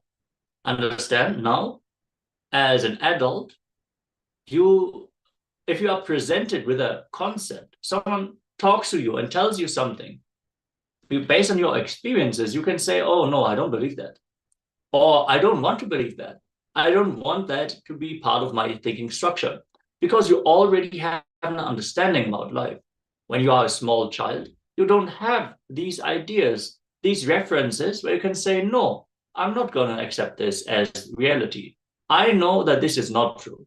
When you are a child, your brain is very soft and very, very easy to influence, very easy to be shaped in a different way. So in the young age, we just absorb everything that is happening in and around us. And the way we perceive it at that moment in time, that gets engraved in us. So we might jump into false conclusions. We usually jump to false conclusions because we lack information, but we fear that we know enough about the situation to come to a conclusion. So these false ideas, they stay with us, and they only form the basis for other incompletions to build around that. See, you step in a piece of glass and you hurt your foot. From there, you might walk weirdly to protect that part, and then you hurt your foot even more because of the weird way that you are walking. This is exactly how incompletions are impacting our life. We jump to one conclusion, we experience some pain, and from there we change our behavior, thinking that this will adjust for the pain, creating more and more pain in the future. So we have some Shastra Pramana on incompletions from the Bhagavad Gita, the Song of God, from the chapter 15, verse 1. Urdhva Moolam Adah Sakham Ashvatham Prahva Avyayam Chandamsi Yasya Padnani Yastam Veda Sa Vedavit. The blessed Lord said, there is a banyan tree which has its root upward and its branches down, and whose leaves are the Vedic hymns. One who knows this tree is the knower of the Vedas. The entanglement of this material world is compared here to a banyan tree.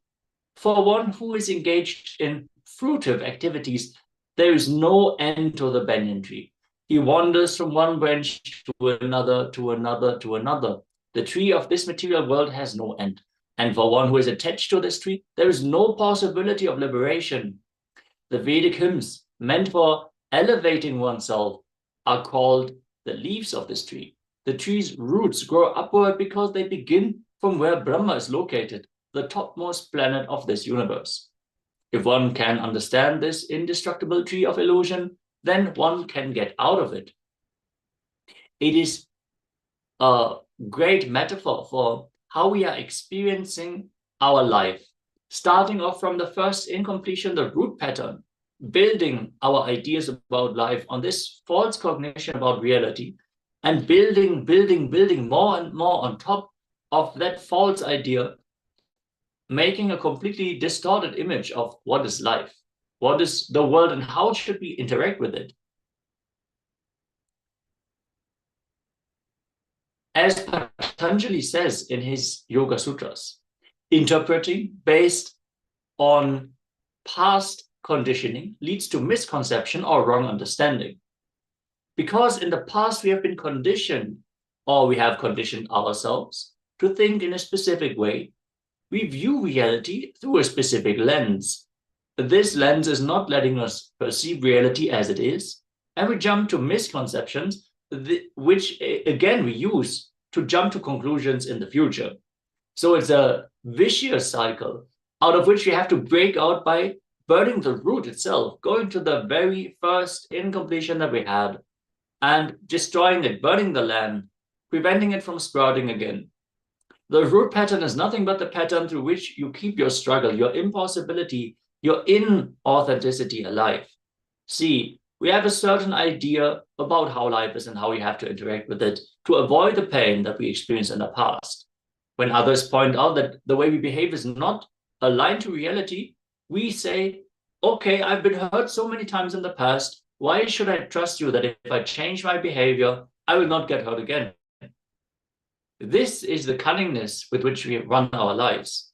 We don't open up to the possibility of the expansion because we believe that we are going to get hurt again. But we don't even consider that the situations we are facing now are completely unrelated to that incident in the past. Again, you invite me to come to the beach but why would I go there if I can get killed on the beach? It is that kind of twisted logic where we have a false understanding about life that make us fall into the same trap again and again and recreate suffering for us and the people around us, because they only have to deal with it.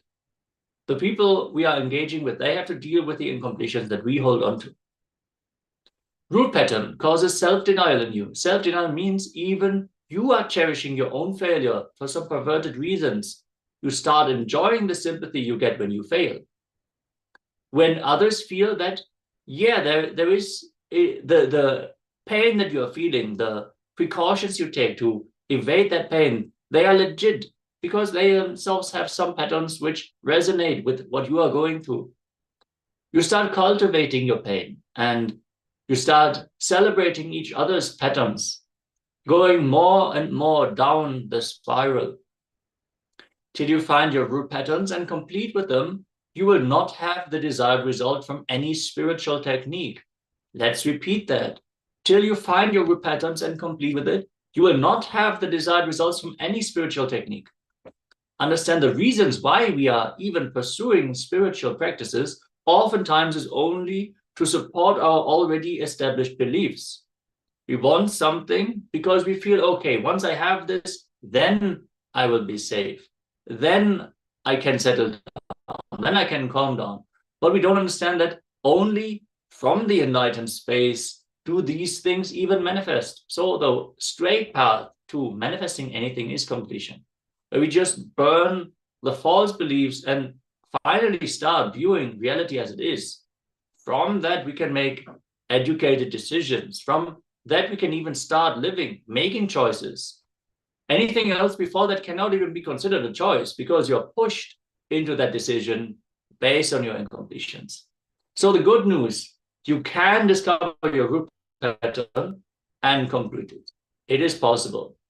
You'll be able to identify and complete with your root pattern in the presence of the Guru very easily, because he is providing the Vatavarana, the atmosphere where you have to face it. You have to look in.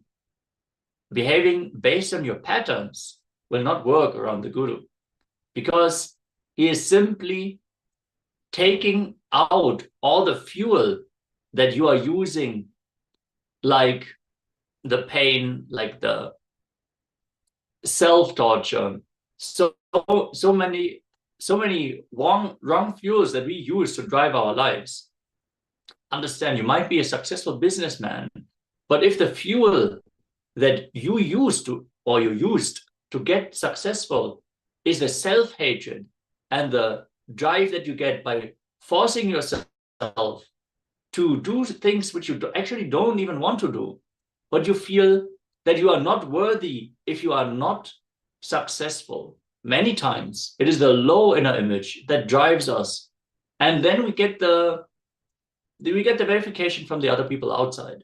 It is only from the enlightened space that we can function in the presence of the Guru, because he just doesn't supply us with that input, with the fuel that we have been using before. Only when we establish ourselves in the space of Nirvikalpa Samadhi, in the oneness space with Paramashiva, it is then that anything manifests around us. So let us now listen to the words of the Supreme Pontiff of Hinduism himself as we are learning how to complete with the root patterns.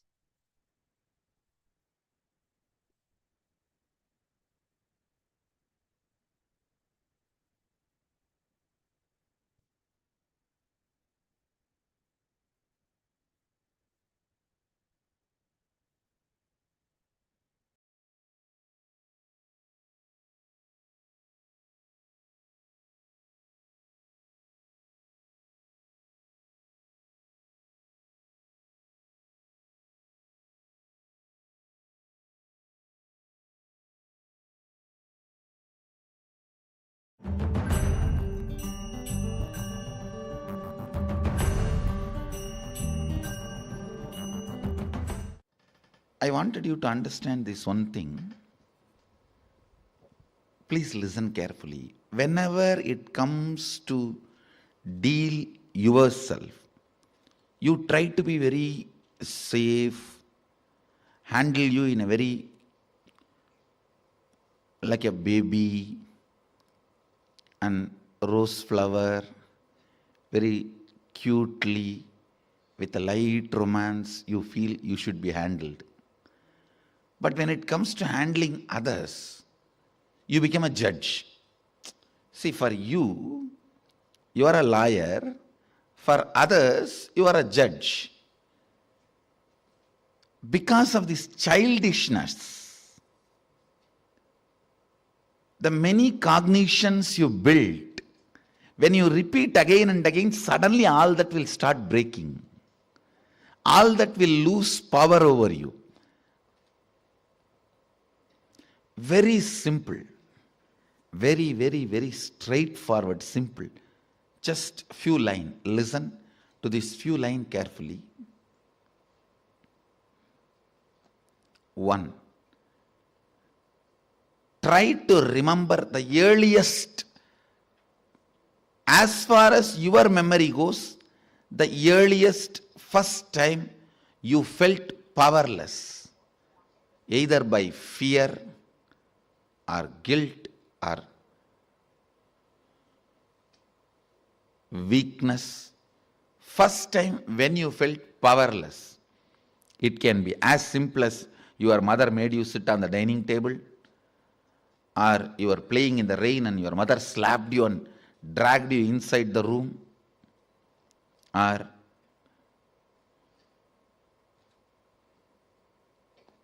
just a stone thrown by your friend or your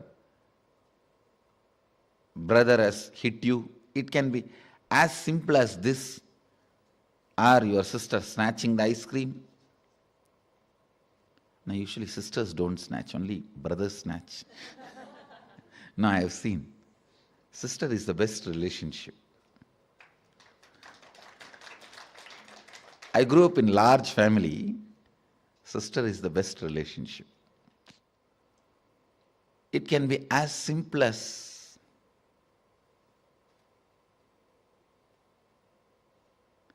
your mom gave one sweet extra to your younger brother.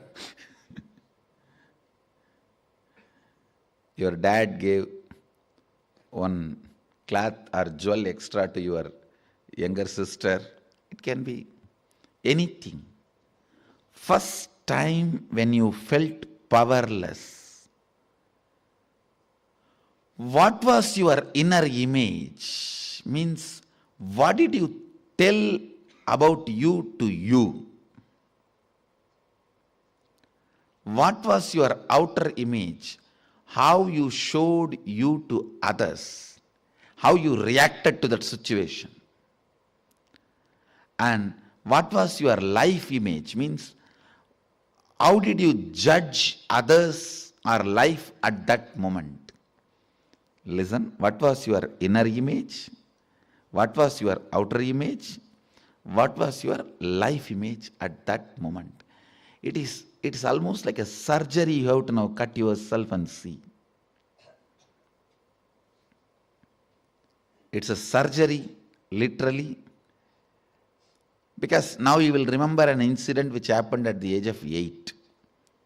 When you try to find out, open that incident, suddenly you will remember something which happened at 6. When you cut and start remembering that incident, suddenly it will open up something which happened at the age of 3. Earliest memory.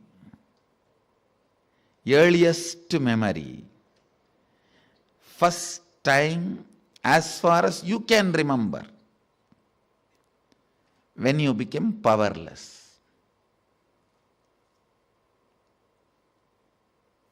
Actually, you will be surprised, because I'm going to blow prana into you. Means awaken your pranic energy. You will remember the memories you never thought, you never imagined you will be able to remember. Actually, only now you will see directly what I can do to your mind. You will suddenly remember the deepest layers of your memory. You may even remember what happened during your birth, and even those scenes you may start seeing. Actually, I am going to blow prana into your navel center. You will be there only, I will be here only. I will be awakening you. See, the navel center, that means your umbilical cord connection with your mother, that is the zone stores earliest memories. And if that awakens, means Kundalini enters into that navel zone, suddenly you will see from your birth, when they cut that umbilical cord, from that you will start remembering the memories. I'll give you an example. If a child is playing in the rain, mother just slaps and brings the child and puts him in the house. The first inner image the child will develop, I am powerless, weak, orphan, victim. And the first outer image, even if the child is powerless, it will try to hit the wall or door, cry, it will demonstrate, I'll show you. The outer image, it will show is, I have to survive, I'll show you who I am. I am powerful. And the life image, the image it will have about others, means who is in front of the child, only mother, cruel, demon. You can't tolerate my happiness. See, now you may think, no, my mother did it for my health reason, otherwise I would have caught cold, I would have caught fever, I would have died. All that now you will justify, but at that time, you will not have any of those justification. With that intelligence, you will create only this cognition. All of you are getting it? Actually, I am going to churn and awaken the Kundalini Shakti on your navel. How many of you understood this example? When the child is dragged, there are 3-4 rules. Always root pattern will be formed before the age of 7. So the first incident you find will be before the age of 7. If it is after 7, you will have to dig out and you will find it. Always. The incident will be before the age of 7. That's one. Second, all major sufferings, whether it is physical or mental, you go through in the life will be connected to that root pattern. It is the root pattern responsible for serious physical or mental sufferings you go through. It starts only from there. And blessed are those who complete with their root pattern when they are young or before it manifests as any serious disorder.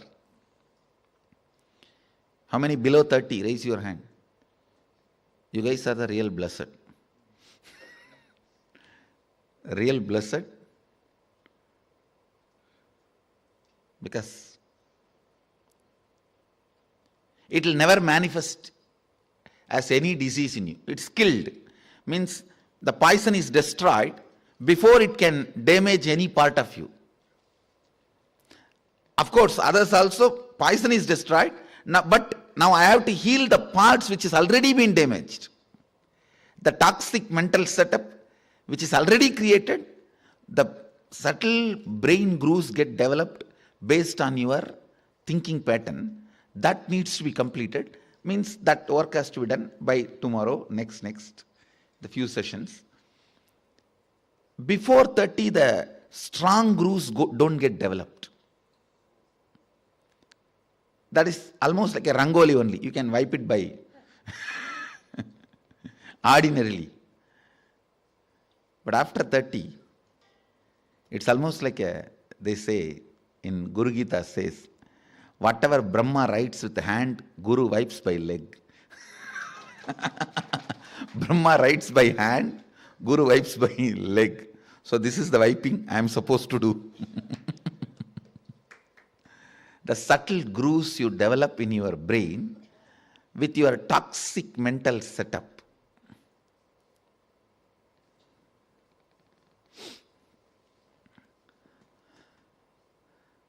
Now only you are entering into the most serious or important part of inner awakening. Please understand. Last 4 days is more like a warming up session. I am introducing some concepts, some theories, some simple techniques, some simple, very entertaining processes. Today we are entering into a very serious transformation where literally many of your past loads will be wiped from you. Means you will forget them. It will just not be there. It will just not be there. But that not there zone, you would have never imagined can happen to you. You understand? See, you can never imagine some heavy load from you can be taken away once for all. So now this is the process we are going to enter. So much of load will be taken away once for all. Where not only they become irrelevant to you, they are just not there for you. That is the best space to be.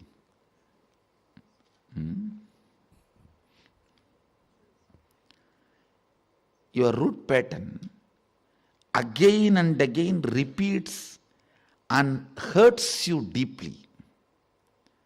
One more thing, how many of you understood? Yesterday in that whole Samskara Dahana Kriya, many of your sufferings are almost like a same type. Same type only, your sufferings, your patterns, the way you torture yourself is the same type. How many of you understood that?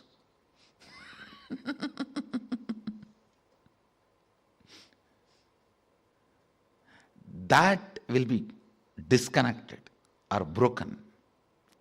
It's like there is a pearl chain. If you just cut the center thread, the whole thing will fall apart. So today I am going to cut the center thread. The root pattern which makes your life go in the same trend of suffering. Whether it is physical problem or mental problem. Usually it will start as a mind, then translate into physical. But now when we kill this, in the root, it will never grow or it will never, it loses its power to torture you physically or mentally or in any way.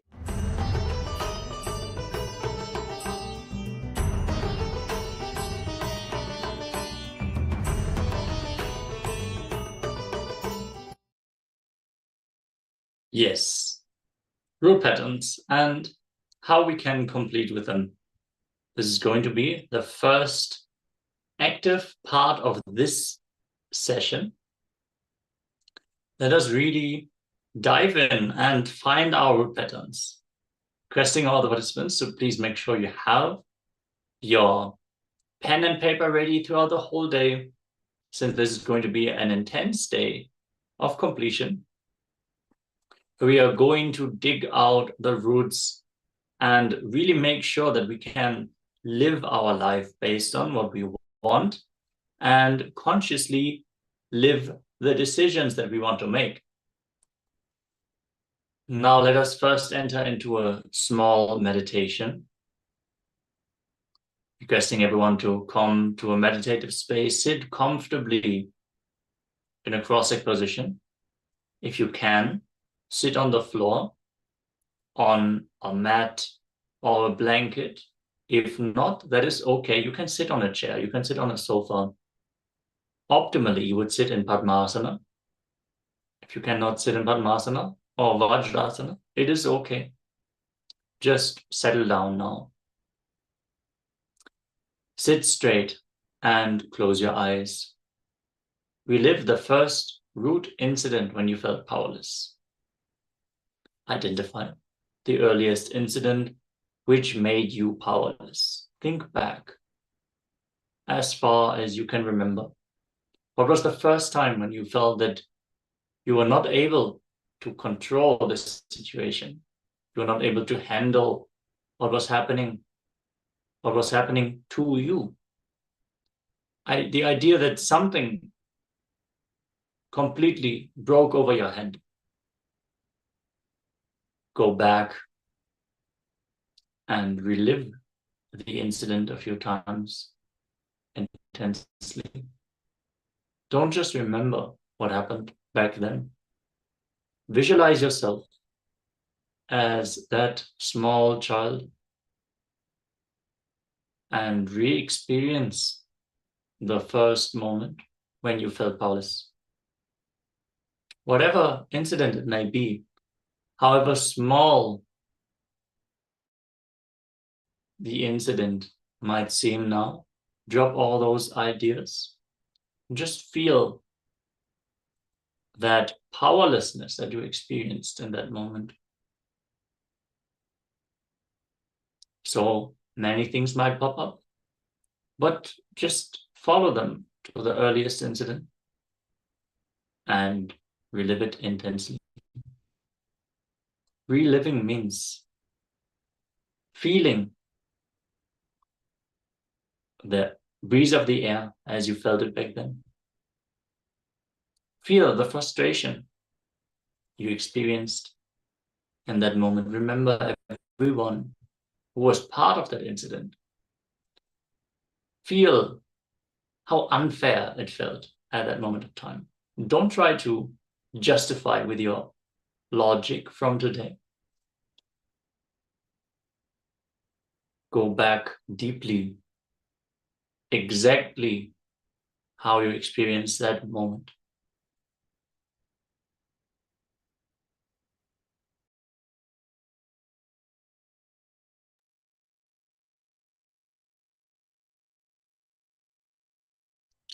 When you relive the incident, your root pattern will become very clear to you. The conclusions, decisions, ideas you arrived at in that moment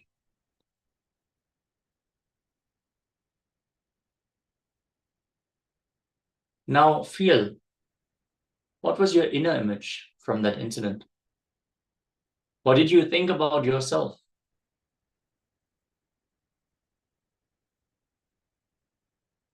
Whatever you were not able to overcome in that moment, how did that make you feel about yourself?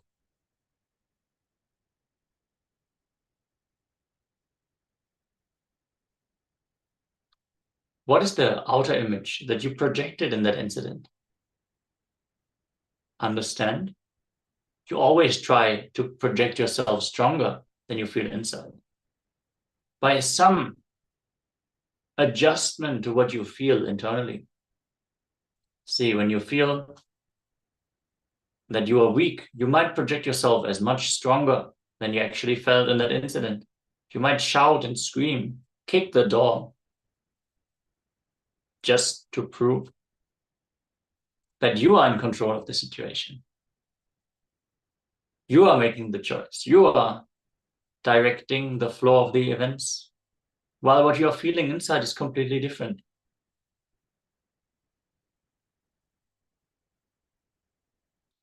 And also look into your life image that you created in this incident. Like, life is unfair. Life is cruel. Nobody loves me, really. Now look in deeply and relive the incident a few times. We're going to give you a few moments. Sit in that meditative space to relive. If you feel like screaming, scream. If you feel like crying, cry.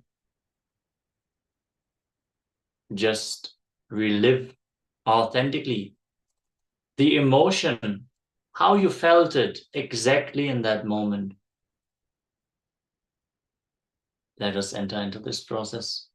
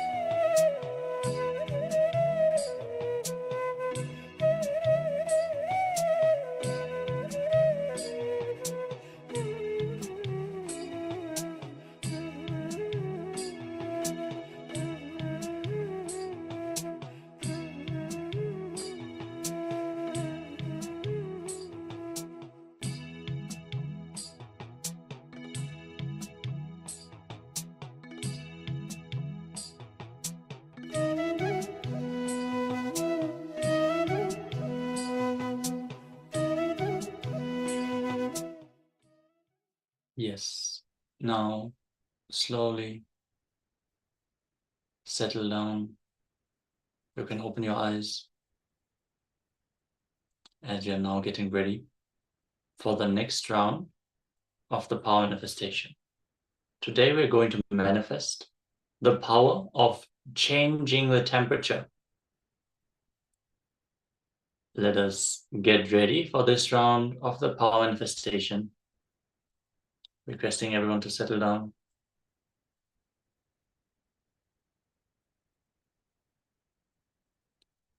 First, let us enter into the Shastra Pramana of this power, which is from the Shiva Sutra, Sutra 1.15, 1.30. Icha Shakti Ruma Kumari.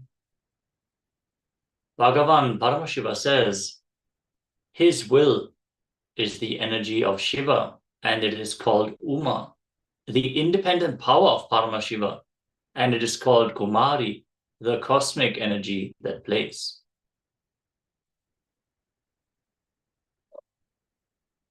With this power, which you are manifesting, through the third eye, the initiation from the Supreme Pontiff of Hinduism, let us now enter into the first round, which is decreasing the temperature of our own body.